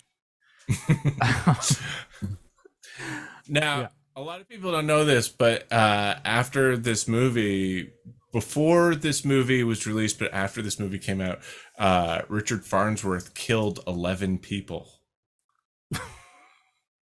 Cold blood. And they made a movie about it called In Cold Blood. Interesting. We did see the this comments. People This doesn't feel like a David Lynch film. I went to a screening of this and I cried so much by the end. I really did. I wasn't expecting to. It's very, very touching. Yeah, someone said in the comments, this doesn't feel like a David Lynch film. What I was thinking during that is funny. This almost seems like the kind of movie a director would make in his twilight years. Like, but it's like what David Lynch makes in those years is like Inland Empire and season 3 of Twin Peaks, which are the most like fucking insane. Like, it makes his early stuff look normal. So I thought that was funny. But yeah, it's a G-rated Disney released David Lynch movie. and yet it's every bit like a date. Like it really, if you know his stuff and you know what his interests, and I'm like kind of obsessed with him, so I've read all the interviews and I have his books and all that. You know, it makes more sense when you know him more because he's so interested in that kind of thing. But it's in the David Lynchiverse because at the end when he meets his brother, it's the trash lady from behind the diner, right? Yes. You know about those. You must know about all those theories. All that of fans are always connecting the movies. I buy the one about Laura Palmer and Ronette Pulaski in Mulholland Drive. I'm a truther for that. I don't know if you know about it. No. In the theater scene almost towards the end, the Silencio scene in the theater, two people are sitting a few rows back that look exactly like Laura Palmer and Ronette Pulaski from Twin Peaks and Fire Walk with Me. And it seems like it can't be a coincidence because it's like he would have seen that. Like it just is so set up. Like how could it be missed, right? And then the question is, well, is it an Easter egg or is he saying something with that? Like, is it, you know what I mean? Like, is it just a little gag, which he's not above doing? Or is it some sort of a more meaningful, like this is this space where all these, because he does that in, I don't know if you've seen Inland Empire. He blatantly does that at the end of Inland Empire. He brings in a bunch of stuff from his other movies. So it's not like that's an unfamiliar concept to David Lynch. So anyway, oh God, if we talk about David Lynch, I'm going to talk too much. Well, so do you guys think? I thought this trailer was awful. And I think the movie looks stupid. I'm never going to see it. And I give it 0 points. And the only reason I really pointed it out to you is so I could give it 0 points again because we watched it recently. Mm-hmm. Wait, you gave it 0 points the first time? Yeah, I'm giving it 0 points again. I like it less the second time around. Wow. I'm going to be that dick and give it 2 points because Nate gave it 0 points. Slut boy. Slut boy. I'd give it 2. I'd give it 2 because it sells. I feel like it accurately captures the movie. Which is a bad thing because that looks awful. That looks so boring. It is boring, but it's in a good way. It's hard to explain. Yeah. Right. Boring's not bad. Does he die at the end at least? In real life? In real life, he did. He killed himself after the movie was shot. You know that? Well, yeah. I would give him a point. It makes the movie really sad. Yeah, I mean, extra sad. I felt was on my side here, and they only gave it 1 point. So that's 3 points plus 1 point. So that's 4 points. Going to Guy Incognito. Guy Incognito, you're playing with fire. You know I gave it 0 points before. Do you like David Lynch's movies in general, Nate? Or yeah, I like the weird ones though. That one looks super the weird boring. ones. I like. But here's the thing: Lost Highway. Yeah. Do you know what he called that movie? Lost Highway? He said The Straight Story. No, The Straight Story. He said it's his most experimental film. And I think if you take whatever he didn't elaborate, and the interviewer's like, "Can you elaborate?" And he's like, "That's the statement." But if you think of it that way, in a way, it is his weirdest film because it's the film where you're like, "David Lynch made this." I mean, that's weird. It's weird that he made that movie. But I can't picture a scenario where I don't turn it off or walk away or change a channel. Like I honestly like. Wow. I'm trying to think like if I hurt myself and I couldn't find the remote, like if I had a broken leg and I couldn't get up and I couldn't find the remote, I would still probably take a nap instead of watching that movie. Wow. I don't know. It just doesn't look like anything I would want to see. I saw a movie similar to this, I think, and it was like Irish, but at least it was Irish. I don't know. At least that like there was a cute girl in it. Like that's a good T-shirt. They had funny accents and there was a cute Irish girl, and I think that's I was like, oh, there's a cute Irish girl. This didn't even have that. It had Sissy Spacek. She's really great in it. Yeah. Wow.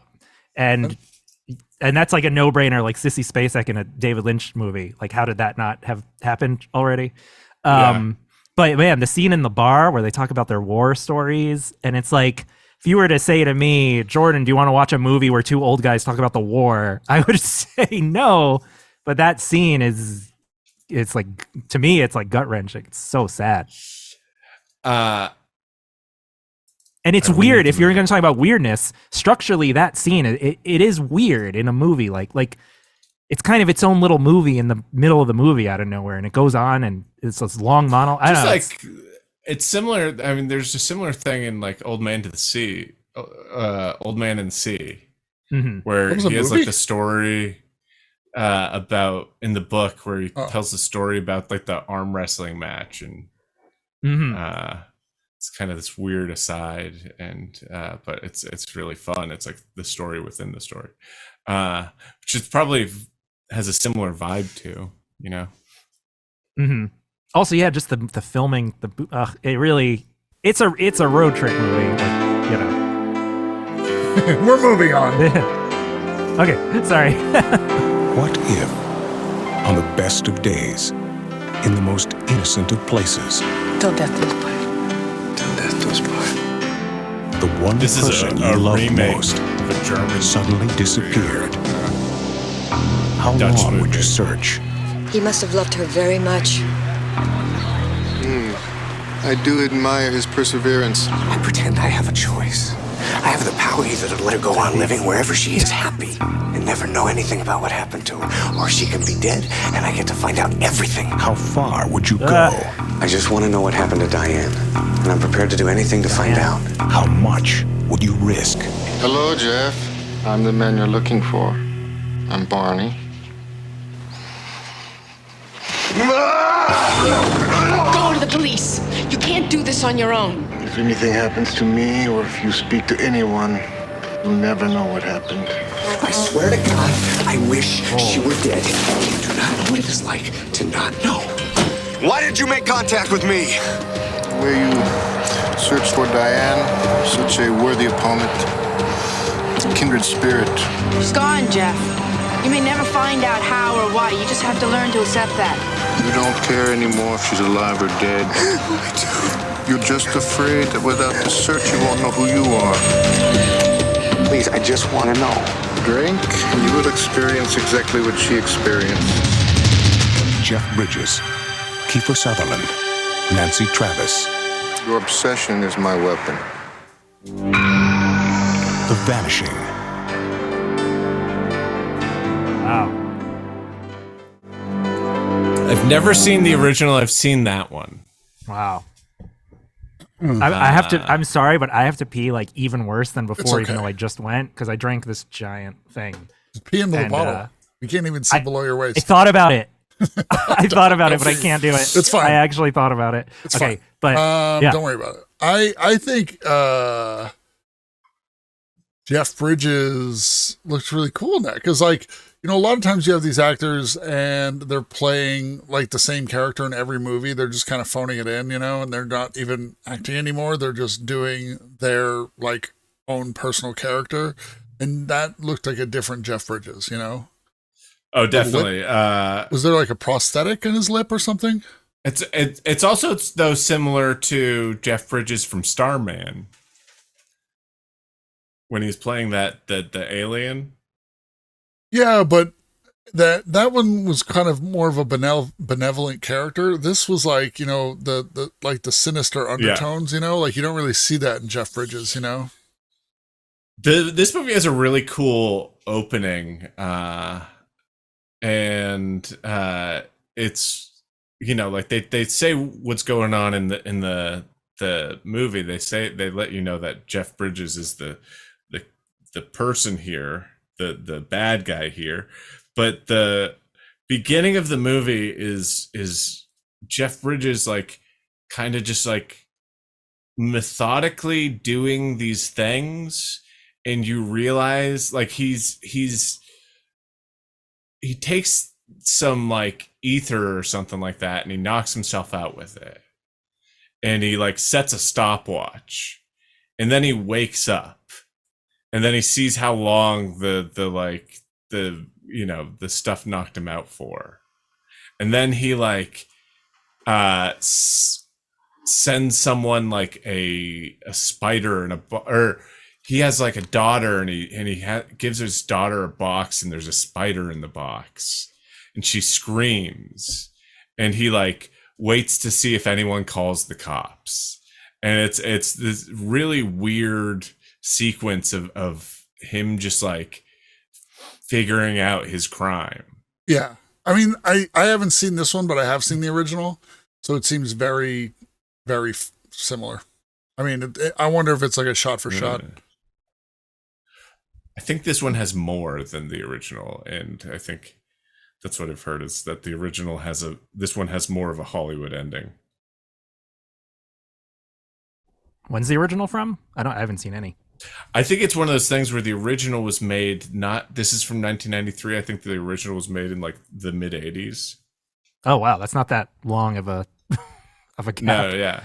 Well, the original was, I think, like Dutch or oh, okay. It was European. Did you say your scores? I'm gonna give it 2. Some being slutty tonight, and also I think that was like a cool trailer.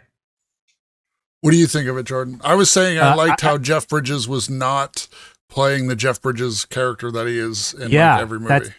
That threw me because I was watching half the trailer thinking it was just normal Jeff Bridges. I give it a 2 because that looked like a kind of ugly, sleazy, weird, fucked up kind of movie. It looked very entertaining. I thought, really interesting. It's originally a French film. Nancy Travis. French film. She wasn't even in the trailer, was she? She was, because I was like, it's Nancy Travis. Voice on Duckman. I'm full of tons of facts. Holy shit, yeah, Duckman. He's the sister-in-law on Duckman. Oh, wow. And the star of So I Buried an Axe Murderer. Yes, that's right. That's where I mainly know her face. Yeah, that looked really cool. I don't know the story. I don't know anything about it, but that's another one where I might add it to a list for us to watch. We like watching kind of thriller. Like lately, I'm really into like thrillers, especially like 90s thrillers. Yeah, yeah, 90s thrillers are great. So entertaining. It's such a deep by like that. Single white female. Yeah. Breakdown. Yeah, like Breakdown. Oh yeah. Do they make thrillers anymore? No. Or they? I feel like they don't make anything except blockbuster kind of. Yeah. It's weird. Used to be the shit. Yeah. They make blockbusters, and then they make these like weird, like kind of trying to do everything shitty straight to DVD movies. Or the straight to Netflix. There was one with like Amy Adams that was pretty bad. We recently watched the Jamie Lee Curtis one. I think it's called Blue Steel. Do you know that one? Oh yeah, that's Catherine Bigelow. Yeah, I think that was great. Directed that, right? Yes, I haven't seen that. I've wanted to watch that, but yeah. Chat did not like. It's like this a one larger so than much. life thriller. This one only got 2 points. So you want my? Someone mentioned my Letterboxd. Feel free to follow me on Letterboxd. What's your Letterboxd name? It's the same as all my social media, which is Hi Jordan, OHHI Jordan. I'll type it in. But someone said I feel like Jordan's Letterboxd is insanely good. I really enjoy writing little reviews of movies I watch because I don't know if I just like have like foggy memory or whatever, but it really helps where I'm just like, oh yeah, we watched that, and this is what I thought of that. It's a super nerdy thing to log a movie you watched as if it's like a freaking report at your day job. But a lot of chat does that though, so you don't have to defend it. Yeah. But no, yeah, please follow me. Oh my god, I just got the notification. Someone followed me. Awesome. Did you choose that, or was that a Jordan pick? Or was that a Sam pick? No, that was not me. Or was that me? I picked that. I picked Straight Story. That was from World's Worst Boy. Chat gave it 2. We gave it 6. We adjusted 5, 6, 7 points. Is that how it works? World's Worst Boy. We watched a good thriller recently called Call Me. Have you seen that one? No. Call Me. It's about it's a weird mishmash, but it's about a guy starts doing, this woman starts receiving these perverted like calls from some creep. And then that gets wrapped up in like plot where she witnesses a murder in a bathroom in a bar, and then it's like this weird sexual crime movie that it's like the two things aren't even related. That's what's weird about it. And I watched Siskel and Ebert's review, and they say the same thing. They're just like, they're two plots have nothing to do with each other, but it's interesting. It's like it's a fun, sleazy, it's got the saxophone going. Yeah, it's one of those movies, and we really liked it. Yeah, that style is just great. Yeah. Hold on.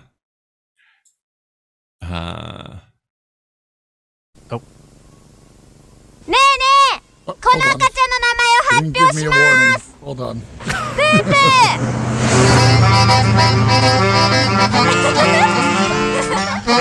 I didn't know you were getting into it. My bad. ねえねえ、この赤ちゃんの名前を発表します。プープー。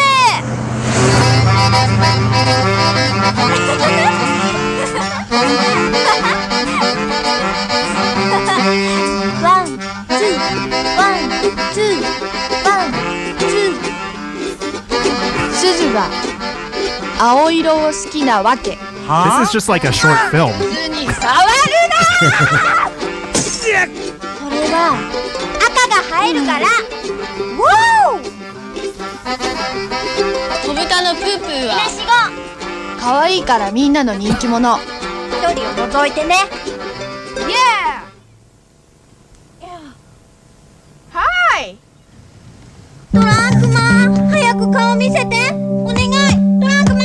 ねえねえねえ。負けられない状況、負けられない相手。させません。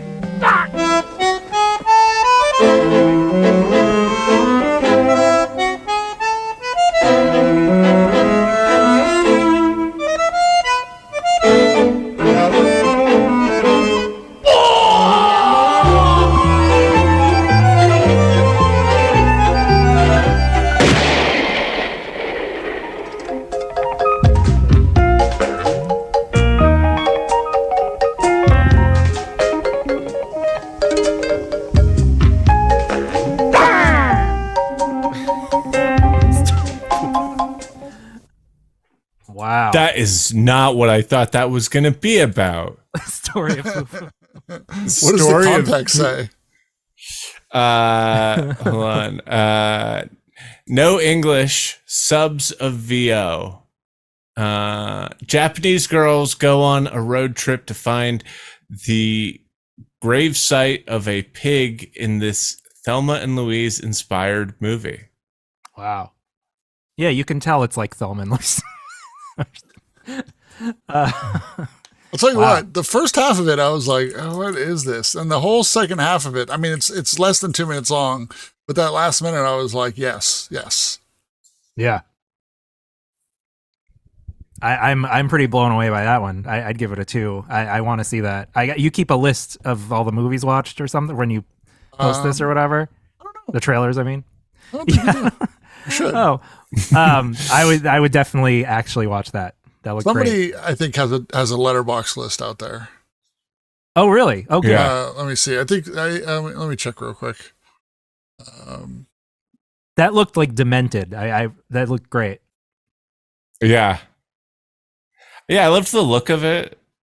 It was made in 1998, and it looked like a 1994 indie film. It's like the Tarantino wave affecting, across the seas, and you've got these weird mishmashes of things. I was just looking up. Lobaka has made letterbox lists of the things we've watched. It kind of gave me vibes of Doom Generation. Yeah. True romance or a lot weirder. Here's the description here is Fu and Suzu are two pretty anarchist girls who take to the road. They are off to visit the tomb of a small pig named Poo Poo. On the way, they meet Suzu's ex-lover, a gay couple, and a golf player. I did not get any Do you of think those. the Tomb of the Pig is a real thing that exists in Japan? Actually, Sensei Martian is in chat. Sensei Martian does a Twitch stream of IRL live streaming, living in Japan as an American. So it would be interesting to see if that's a real thing. This is a great turn in the description. Like they made all these people always getting in trouble. But whenever trouble comes, Trunk Man, the hero, appears to save them. Now, I definitely remember Trunk Man from the trailer. Trunk Man how do I forget? All changes, though, when one of the girls falls in love with Trunk Man. Honestly, I thought Trunk Man was Trunk Woman? Yeah. I don't know. That's a surprise. That's a turn. Well, maybe it's like Trunk Man, like Superman. Like, but like, you know. True. Yeah. But not like taking it too literally, I guess. Also, I have to say the scenes of the guy riding the roller coaster by himself, but like kind of sad, I loved. Like he's kind of like thinking, like he's totally oblivious to like being in the roller coaster, and he's just kind of like staring. I think that's great. Yeah, I almost did a background job where they asked if I would ride a roller coaster all day, and you were like, no fucking way. I said no. It hurts my back. Actually, it's the cyclone. It was the cyclone at Coney Island. Oh yeah. And I was like, my back I'll die. But I kind of was a little jealous because you're just watching them do it, and you're like, it's fun to be paid to do that, but too many. Jeez. No, I bet you're totally right. Yeah, that, yeah. You don't want to imagine 8 hours on one roller coaster ride though. It's got to get so like the end of it. You've got to be like, I can't. Someone from our school was there, Sam, but I don't want to say his name on the stream as another background guy. It was really weird. Someone from our class. Oh, really? His name starts with a T. Tom. And his last name starts with a K? I don't remember the last name. His first name. Is there a Z in his name? Yes. I've seen him twice since college. Once was when the Nintendo Wii came out. He was walking around Times Square with a backpack outside of Toys R Us with a backpack with a TV on it, just showing Wii footage. Like that's like what he was getting paid to do, is walking around with that. Oh. And then the other time I saw him was not in person, but on an episode of People's Court. What? Yeah. He was. Someone was trying to sue him, like small claims court sue him, because the person paid to get they were doing a stand-up set at like that comedy club by SVA, that one that was like on 24th Street, and they paid like $50 for their set to be taped. And they said that the quality was really bad and it was unwatchable and he wouldn't give a refund. And he was like, yeah, well, their set was so bad. They're not missing anything. He won. That's incredible. Yeah, he was another background guy that day, and he came up to me and said hi, and it was very weird. And he had still had a strange energy that I couldn't, I don't know, it was very weird, and it made me wonder, like, am I like him because I'm doing this? But that's funny. That was crazy. But that was the roller coaster. We were walking around by the cyclone all day. Cool. So what are you guys giving Poo Poo No? I would give that 2. That looks fantastic. That was fantastic. Yeah, I thought it was cool. That's 2 for me. Incredibly creative. Again, I was like 0 points. Shot for shot. That's how quickly a trailer can change for me. I was like 0 points. And the end of it, I really liked. Not even the end of it, like a little bit before halfway through. So I'm giving it 2 points. Sam, did you say 2 as well or no? 2, yeah, 2. That's 5 from us. Chat gave it 2 points. 5, 6, 7 points. Sam, who got some? True Story of Poo Poo goes to Moondoggy. 7 points. Cool. Yeah, 7 points. And then Jordan, you're up next. I'm looking at the list. Seeing. Let me see. Last trailer each. Oh shit. We're in the middle. What? Oh wait, Jordan picked first. Yeah, you're right. Sorry. Did I? Okay, I'm gonna pick. Okay, I'll pick number 91.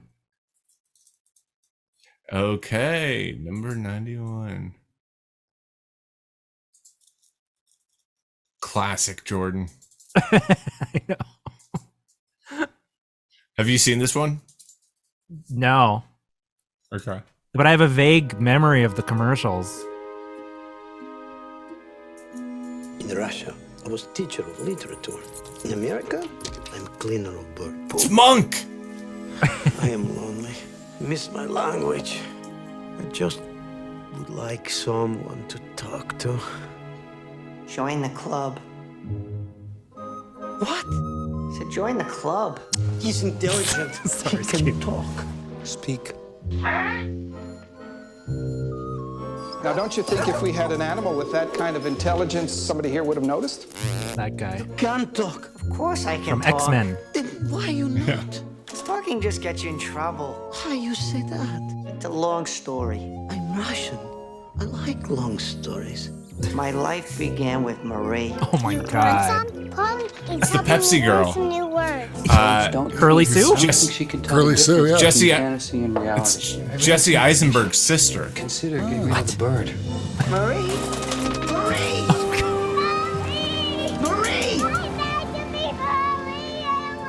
This is sad. Now, you gotta This walk is the making me walk. very sad for personal reasons. DreamWorks Pictures presents a journey of 1,000 Oh, miles Jesus.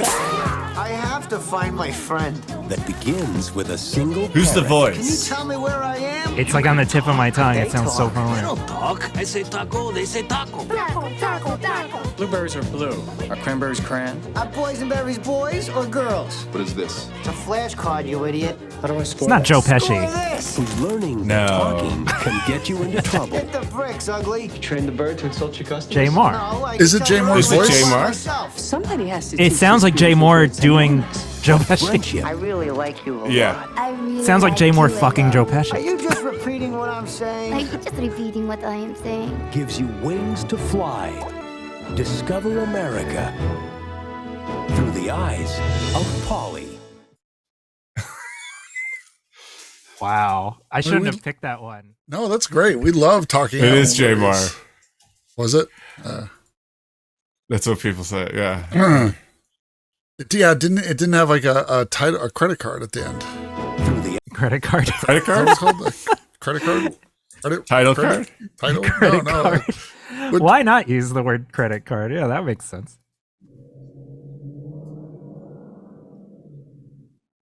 I liked it. People says, I don't Yeah. think that necessarily counts as a road trip movie. I think it does. Like he was traveling. It was a road trip. Yeah. It's a kind of Odyssey kind of thing. Yeah. You gotta- 163 birds died during the filming I of this. don't even want to look up. It's the Milo You and gotta- Otis of bird movies. Oh God, you got to appreciate though, like the other horrible thing about modern cinema is just animal movies. They're all CGI now, or animals in movies, and it's just like insane. Because to me, the entire draw of an animal movie is that you're seeing an animal, and I think part of the kind of meta joy in those movies is that the animal doesn't even know it's in a movie. Yeah, and it's like that's fun to watch. Like a dog movie is like you're like that dog doesn't know it's in a fucking movie. Yeah, I talk about my and love for Benji all the time. Yeah, I feel like that's the subtle fun thing about those movies. And so if you do a CGI animal, like you've completely killed the only reason to see one of those movies. So that they got the bird to do all that stuff, and that's impressive. I mean, that's real skill to do Jordan, that. please check out Mooch Goes to Hollywood. It has the dog from Benji in it. Okay. I can't watch animal movies because I'm too sensitive about animal stuff, for real. It's because every time an animal movie, they're going to die or they're in danger. And it honestly, I can't handle it. It's strange because I'll watch the most fucked up movies, but animals is my Achilles heel or whatever. My dog, I had to put my dog down like maybe 5 years ago or something like that. Me too. 2 years ago. And it was, it's so hard. And what Emily and I decided to do, it was bad. Yeah. But like what we decided to do was we watched A Dog's Purpose, which is a movie about dog reincarnation, and it was great. It was actually super cathartic. Wow. Because you see all these like really kind of cheesy, kind of like emotionally manipulative scenes of these dogs dying, and you can like express yourself to that and then like walk away. Wow. And feel the feelings similar to what you're feeling, but not like be like, so, and it is, just a nice, everything has that silver lining too of it, That's funny you say that. We had a really similar experience, just not as a movie, but it was like 4 or 5 days after we put our dog down, which I'm still not over. I mean, it was like 2 years ago. I can barely talk about it, but it was a few days after, and we were in Brooklyn, and someone was walking a dog that was identical to our dog, and it gave us a weird comfort. I was like, it's like it's kind of like they're all the dogs are like connected to each other. So it was we had a weird feeling. We were like, that's kind of, we thought it would upset us to see that, but we were actually like, she's in a way, she's still out there, kind of. It was a strange, yeah. It's a good way to get over your dog dying is have your best friend die. Yeah. Do you want to hear about something with that, which I was thinking too about? So, no. Well, Sam knew my bird that I grew up with. Yeah. And her name was Bob. She died the week Trevor died. And that was a crazy week for me because it was a one after the other thing. And I know it's a bird and people might not get it, but I had her for 25 years. So there was a pretty profound connection there. And yeah, she had better comedic timing than Trevor too. That was she was almost in the troop. But she was a bird though. But it was one after the other, and I was like, holy fuck! Like it was a lot, and it was just very weird. That was a weird week, but I still get upset about that too. It's very, very sad. I mean, I would even go out on a limb and say that week sucked. Yeah, it was bad. That was a bad week. All right. Nate, you got a trailer for us? I do. So that trailer made me sad as all, because my bird did the same shit as that bird. Yeah, we should vote on Polly. Oh, Polly. Did we? Yeah, no, we didn't. I'll go for it. I'll give it a 1. It looks like a well-made bird movie. If that's what your goal is, they got that bird to do some stuff, and it looked kind of charming. It didn't look like the jokes landed very well, but the bird stuff looked like legit. So, yeah. I just figured out what the voice was too. It is Jay Moore. But he's not doing a Joe Pesci impression. He's doing a Buddy Hackett impression, and Buddy Hackett is also in the movie. Okay. And Buddy Hackett was doing a Joe Pesci impression. That's crazy. Yeah, somehow. That's pretty funny, right? Like, it is right. Like Buddy Hackett, but you're like, oh yeah, that's a Buddy Hackett voice. Like, yeah. But it's funny that Buddy Hackett's in the movie. Yeah, he used to do that in his sets. It's funny how much mileage Jay Moore's gotten out of doing a Buddy Hackett voice, though, because I know I've heard him do that a bunch. Have you read his autobiography? Jay Moore? Definitely Gasping not. for airtime. It's really interesting. I'm sure. It's pretty interesting. It is. How many do you read a lot of autobiographies? No. Is this just your on set doing your background work and no? I read Jay Moore's around. I read his when I worked in a bookstore, and it was right there, and I just thought it would pass the time, and I was a very quick read, and I thought it was really interesting. And the Martin Short one I just bought in a thrift store. It was like $1, and I'm like, $1, fuck it, why not? And yeah. So, but I don't normally read comedy. Comedy autobiographies are interesting. I don't know. I mean, look, it's why I'm like in the whitest kids thing. That world is very interesting to me. I've always been. Yeah, I've always been like this. Yeah, I just think Jay Moore is such a funny, like, as a character actor or whatever. But one thing he said was like when he met his wife was that, like, people always look for common interests to bond each other, and he said that him and his wife met because they hated the same things. Like, they have nothing in common that they like together, but they hate the same things very deeply. And I was like, that's pretty funny. Isn't he married to Jeannie Buss? Jeannie Buss? Jeannie Buss? That's that bus that takes you to Chinatown, right? No. The woman who owns the Lakers. Oh. That, like, if you watch Winning Time, like, she's a character in it. She's what's the guy's name? That Jeannie Buss. Jay Moore is engaged to Jeannie Buss. Someone said Jay Moore was the one sitting on Franco's lap.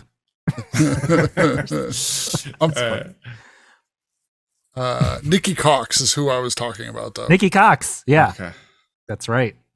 All right, so I give Polly 2 points. I think it's 2. I thought it looked good, like I thought it looked really funny, and not that I would like go and see it, but if I saw the trailer, I'd be like, hey, yeah, and I. For some reason, it unlocked the memory of me with Cheech Marin being like, I say taco, they say taco, and they're like, taco. And I'm like, oh, yeah, I remember that, wow. taco. So it's 2 for me, and what'd you say, Jordan? 1? I said 1.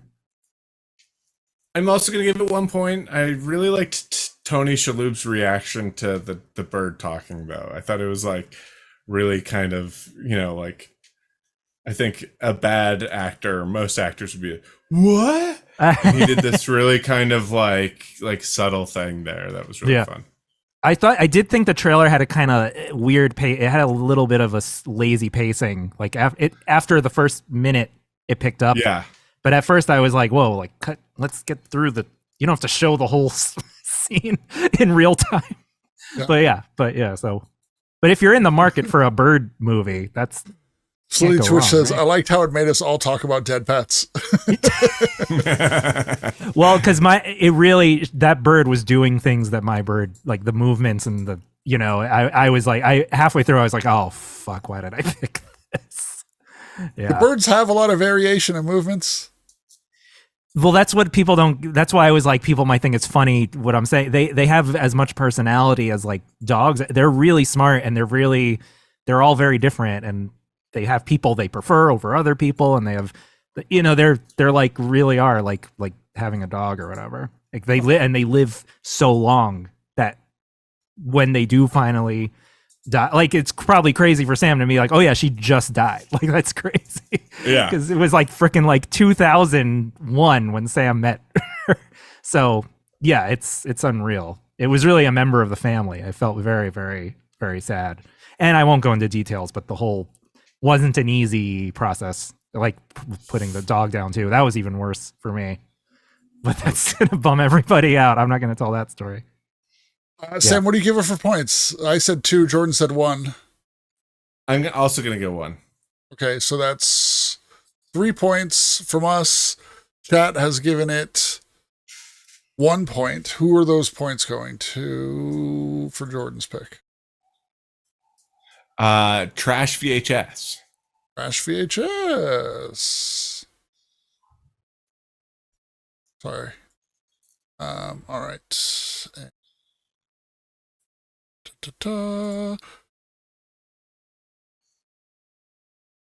Okay, ready? Oh, yeah.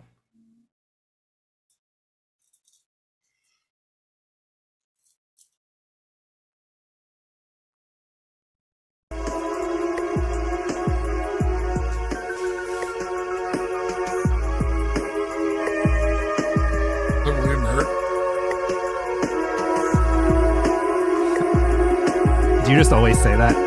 Is that a running joke? No. But a woman on the run from a nightmare. A man in pursuit of a dream. You have sad eyes. Is it him? I'm not a sad man, though. Is that the Ghostbusters headquarters? Together, they are about to embark on the ultimate David adventure. Byrne. There's a guy looking for you. He's got a gun. Yeah, I know. It is him. I just seem to attract criminals. Hey, I'm not a criminal. A journey that will take them to the ends of the earth. The camera was developed in their time with government funds. He's wanted. And last, I am neither a spy nor a jewel thief. What are you then? Until the end of the Is world. that Sam Neill? It did look like him. Didn't look like him. Didn't sound like him. I really like you. I'm saying, No, I it did look like I'm him. in so much trouble. Oh, you said it. with my You said it. skull that you're an agent. I was trying to save your life. Who knows Whoa. who's in on this deal? Oh, it is. Yeah. This is where computer programming ends and real detective work begins. I've never heard of this. Technology is the This is same. really He weird. takes his brain signals and turns them into pictures on the screen. What's he doing? He's trying Is to that you record too? his own dreams. I trusted him. Yeah. Sure, and then he robbed you. Whoa. That's a cool shot. You love him. Yes, I do. I hope he loves you. This Octung Baby Days?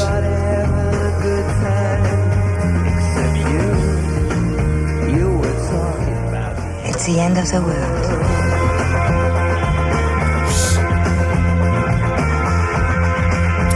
You know, I saw, it's funny, in college, after Oh, class. look. Talking Heads, Lou Reed, REM. Wow.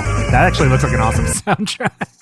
Elvis Costello, Nick Cave, Peter Gabriel, Patti Smith. You know, I would say some of these are not Julie Cruz, Twin Peaks. 1999. You know, like, who would be like Lou Yeah. Reed, the music of Wow, Jane 1999. Siberry. The music in 1999, T-Bone Burnett. I didn't know anyone knew Jane Siberry. That's like a Canadian lady. That's funny. Can. Yeah. Wow, Elvis that was- Costello, that was- 1999. Bands of That the was 90s. a weird trailer. All right, so that was called Until the End of the World. I've never heard of that at all. No. Which I find it's always interesting to me when it's like a movie with like well-known actors that looked really cool. It looked high budget too, or sort of, right? Like it had a lot of. It seemed like it had a lot of world building and stuff. Yeah. Till the End of the World. It's funny, like though, like in the 90s, you can make something look like really sci-fi by giving someone VR goggles. Yeah. It was always like someone had a VR goggles in a scene, and you're like, "Whoa, what's that scene?" Yeah. Like, I like that. Till the End of the World. I'm just still shocked that I hadn't heard of it. And the funny thing is, so that came out in 91. So they're saying the music of 1999 being like, this is what the future of music is going to be like. So That's what confused me. It didn't seem like 99. Is so turned, people kind of like have very sharp borders on, that's the 90s, not the 80s. But you got to think about it like, 91, like they're still listening to music. And again, when they shot this, this came out in 91. So they shot this and they're still listening to music that was popular, in the 80s. So it's very funny to be like, the sound of 1999 is this, shit that's been out for a bit. So, really, what's funny though is that T-Bone Burnett's on there, and T-Bone Burnett, I think, won an Oscar for making the music to "Oh Brother, Where Art Thou," which came out in like 2002, 2001. I don't even know. I don't know. This has a Criterion not release. far off. That's where we actually talked about that exact topic, Nate, on my podcast, because we were talking about They Might Be Giants' 1994 album, and it's like wildly different from their others because it's like very inspired by the grunge, by the heavier rock, indie rock band stuff. and we had talked about like, the first few years in the 90s were just the 80s still with the music, and then like all of it kind of changed. But that was that seemed like a near future kind of movie, and like 99, like so it's almost like how Big Lebowski takes place a few years earlier than when it came out. It takes place like right.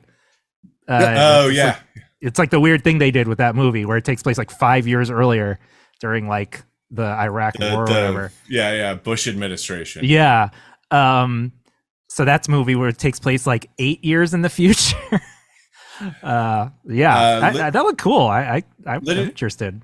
Lydia Petunia asked me what I'm voting. I'm going to vote 1. So try and vote the opposite of 1, asshole. I'll say 1 too because it's intriguing, but it didn't like the 2s that I picked. It's not up at that level. If I'm gonna use like a reference point, it didn't like blow me away. I don't. Nate, did you time out Lydia Petunia? No. Yes, you did. It says so right here on my screen. What does it say? I see it. Oh, it said you removed the timeout now. It said I did? Well, it said official WKUK did, and I'm not That's you. touching anything. That's you. It was Nate. Wait, Nicole someone Phillips says the movie it's is 5 hours long. Is that? Oh, sorry. You're reading the same comment. It's a fantastic Wim Wenders movie. It's currently on Criterion, and it's 5 hours long. Is that for real? I mean, I did just show everybody what the Criterion movie box looked like, and it was cool. But I'm looking at this guy, Wim Wenders, and it's like, oh, what was the last time he directed a movie? It's literally this year. He has 2 movies from this year that he directed, and then it just looks like he's cranking out movies every year. He's got like 2 movies, and I'm at like 2002, and I'm like, I've not heard of any of these movies. I'm like 30 movies deep into his filmography. Yeah. Famous for Wings of Desire in Paris, Texas, right? Did he do Paris, Texas? Or I haven't seen Paris. He did Buena Vista Social Club a few years ago, and that's great. But that's 1999. In 2001, I think he put out a movie called $1 Million Hotel. Yep, and I saw that in theaters with a bunch of our classmates. 2000. Like someone was like, "Hey, let's go see this movie." Mm-hmm. And I went and thought it was Jeremy like, Davies and Mila Jovovich, Mel Gibson. Yeah. And I think also the thing is, I think Bono produces a lot of his movies. Like Bono just like funds them. Bono wrote $1 Million Hotel. Oh, okay. That was it. Okay. Yeah, nothing in that trailer really like grabbed me though. I mean, it was more like but it didn't. There was nothing where I don't know. It looked like a weird. I mean, it definitely looked interesting. I would watch the movie, not if it's 5 hours. Right. I mean, I'm more interested now that it's 5 hours. I'm like, oh really? Like what story can you tell? Like what you know? I want to see like what can be edited out here. That's the question is, what story can't you tell in 5 hours? The David Byrne part interests me. Yeah. I mean, it looks like a lot of his filmography is like music videos and stuff like that. So makes sense. So I gotta go, guys. You want to give that? Hold on, before you leave. I know we're trying to wrap it up, but I would love to get your. Let's do the points for this. Choose a theme for next week, and then I can do trailer of the week. Okay. 1. I give this a 1. And Jordan, you said 1. The whole show is a 1, or no. This is a 2 for me. I give it a 1 because it seemed interesting, but it didn't grab me. Okay, that's 3 from us total. Then chat has given it 2. That's 5 points going to Andrew. All right, let's get trailer of the week together. Did we miss stuff, or is that just how many trailers we watched? We did a lot of gabbing, I think, today. I talk too much. I'm sorry. I talked a lot. No, it's fine. All right, you want to read them off to me, Sam? The top trailers. Let's see, Death Valley. The Vanishing, The Story of Poo Poo. Oh, hold on one second.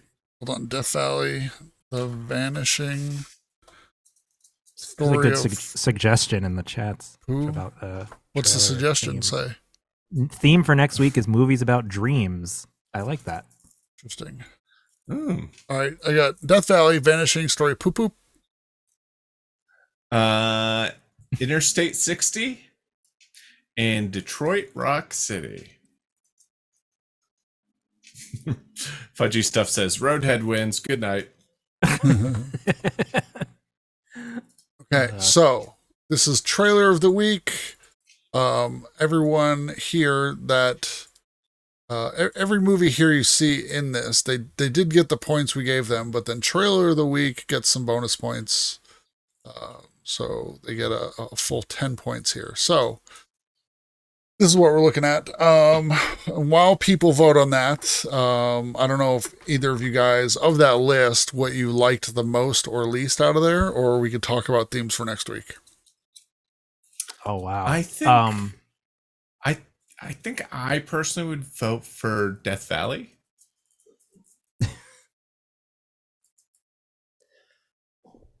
So I'll say too, if you're one of the people that listens to this, Death Valley was the one with Ralphie. With Ralphie from Christmas Story. Oh yeah. Oh man. Because I love the story of Poo Poo had the great imagery. I mean, that was stood out. But the Death Valley one looked like such a solid, oh man, that's hard. Polonius Drug says Poo Poo Ussy. That's a good comment. I'm just looking at the list again.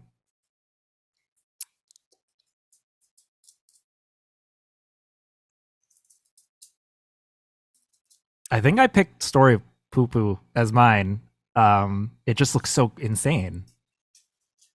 And it looks like a great humor and great surrealism, and yeah. I'm there with you. I think that would be my pick. Not to, we always talk about, or Timmy always gets mad at me when I talk about the movies in here and what I did and did not like him, because he's like, you're putting your finger on the scale. Because sometimes like, I'll be like, this is why I liked it. And then a lot of people start voting for it. But it's like Death Valley, solid. Looked very clean. It looked cool as fuck. You can't fuck with that. The voiceover was great. The Vanishing, very solid, like cool thing. That was cool. I think the strongest part of The Vanishing was Jeff Bridges' character there. Interstate 60 was just bizarre with like so many actors that you're like, how have I never heard of this? And it looks weird. And that's one I do want to follow up on and watch. Detroit Rock City, I think, is the shallowest of them because it's straightforward. It's fun. It looks good. And it looks like a fun movie. But as far as, trailer of the week, I think the Story of Poo Poo was just very odd. And I feel like I'm going to watch it again. A lot of times we'll find something that's like totally bizarre, crazy that we're laughing and watching over and over again. Like the one, Sam, where the kid could turn, like a wizard let him like change shapes and his parents were in the CIA and they got captured. Like, I forget what that was fucking called, but we watched it like 3 times. What was that called? That was man. Crazy. But not every show can have a movie like that. Shapeshifter, yes. Shapeshifter. Shapeshifter. I mean, sometimes we get something like Shapeshifter. And the problem is with a show like this, we're picking them randomly. There could have been a Shapeshifter in the list that we didn't pick. And somebody could be like, oh, I had a great movie you didn't pick. A lot of it is random. And the great thing about the show is some of these movies could fit many different categories. So, and again, we've done this category again already. So don't lose hope. If you want to sit again, when we do the tournaments too, a lot of people sit on movies. They'll be like, I have a great one that would crush and win trailer of the week easily, but I'm going to pocket it in hopes that I can get into the tournament. So, don't lose hope. Some people are like, I submitted 2 weeks in a row and you didn't pick my stuff. And it's like, well, it doesn't always happen, but, just telling you to keep playing. Cause this week we started the show with like under 50 submissions, I think. And then now at the end of the show, we have over 100. So, most of our submissions come in day of the show. So you want to submit early. Sam, do you have a choice of this list of what you think is yours? Didn't I already say it? He said, Death Valley. Oh yeah, you started. Yeah, sorry. It's a close call for me because, I want to watch Death Valley really bad. But the story, Poo Poo, I even said it felt almost like a short film in itself. It was really artfully done trailer. Like someone really cared when they were editing that trailer. Or the movie so crazy that they could have literally shown any part and it would have been a crazy trailer. Yeah. We don't know. That's one I do want to try and find because that also looks like it'd be a harder to find movie. Rex Bosworth is throwing out some theme ideas, Sam. Sam, are you available next week? I believe so. Is there something going on next week? It is the 2nd of July. Oh, the 2nd of July. I might not be. I'll have to get back to you on that. Are you around? Wally's birthday is coming up. Yeah, I'll probably be around. Sam's baby turns 1 very soon. If you guys want to send gifts to Sam's baby, you can send them to me. Thank you. And That's so exciting. Taste them.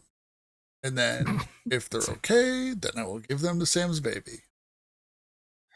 Do you watch baby movies different, or when you see a baby in a movie or a baby in peril, or does that change things for or a child? I've heard that from parents where it's I can't watch movies. There is a little bit, somewhat of a change. What is funny is he's kind of too young to be watching stuff, but still throw some kids movie stuff on. Yeah, just to give him something to look at. And I turned on the other night Rock Dog, and I was like, Rock Dog's pretty good.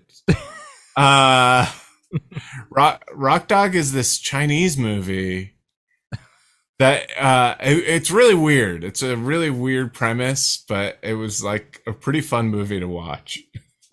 And I'll check out the sequel. Yeah, it's weird because also it's a Chinese movie that's very anti-communist and. Were they allowed to make that movie? Well, yeah, there are heavy restrictions because the heroes in it are these Tibetan, Tibetan town, and the villains are these wolves, and the wolves are all very I'd say more KGB communist, but definitely still this kind of government kind of interesting. Yeah, it's weird, but yeah, we saw a pro-communism newer Chinese movie recently, and it's weird because the movie was so good, but it was made by China, so it was weird. All about the heroes of the. It was very. I don't remember the name. It's in my letterbox somewhere, but it was weird because it was a beautifully done. Was it film? Moonfall? But no, I did see that in theaters. Guys, wait, next week, what are we doing? What are we doing? You're so good at picking themes, and I always fuck it up and choose a theme that we've already done. So I want you to do it. What were the this is what made me laugh. Knockoffs. That's really funny. That's funny. Tarantino's podcast did an episode about that. Not to stop you, but how do you define a knockoff? There's been another popular movie that's the same premise. That's a good one.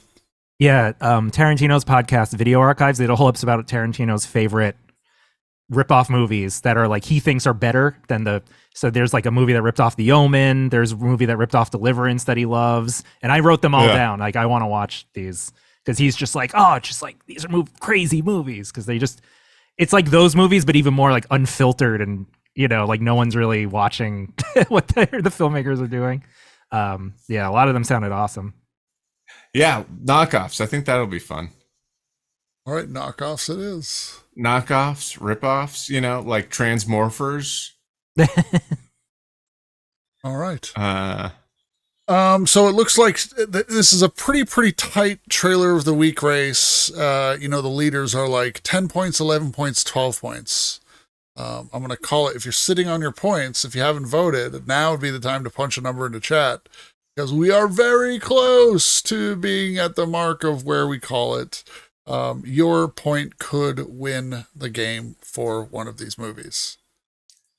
Oh, Voodoo Cowboy just chimed in with the movie at the bottom of the list. That will definitely not win and did not sway any vote in any direction.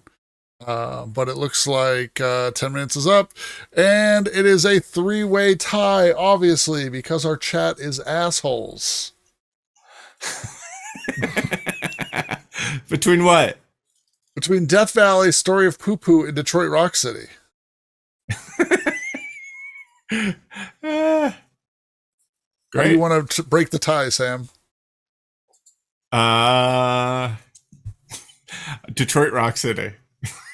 All right. Because it's the one we weren't helping out. Yeah. And it was the one that was like winning up until like the last second. Right. I would also say that they all won. Yeah, but we're giving points to one of them, and you're saying Detroit Rock City? Sure. All right, Detroit Rock City wins, everybody. Wow. Sam, we have, let me see, who do we have? We have Away Stork Away to raid. We have Carl DeLinden, Forest of Wires. We have Dad Feels.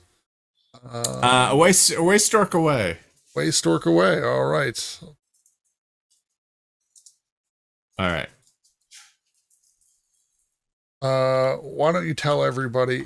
There's a few events that you may want to shout out.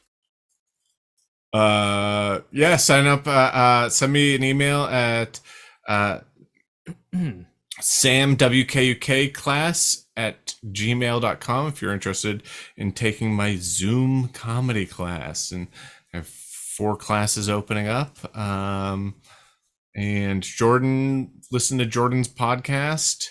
If you're interested, it's very specific, and it's even too specific for some fans. It's about the band They Might Be Giants. It's me and my friend Dave. I actually think it's just a funny show. Like, a lot of my goal is to make it funny, so it's a fun show.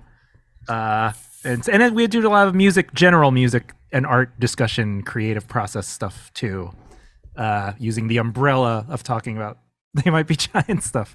But yeah, it's really specific. Do you want to plug your follow Nate Blackest for mid hunts?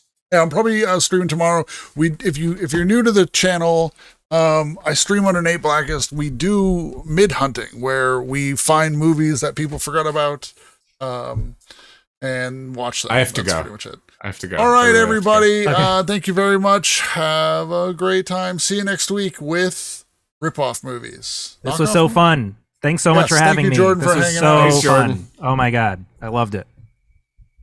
Bye. Your breasts.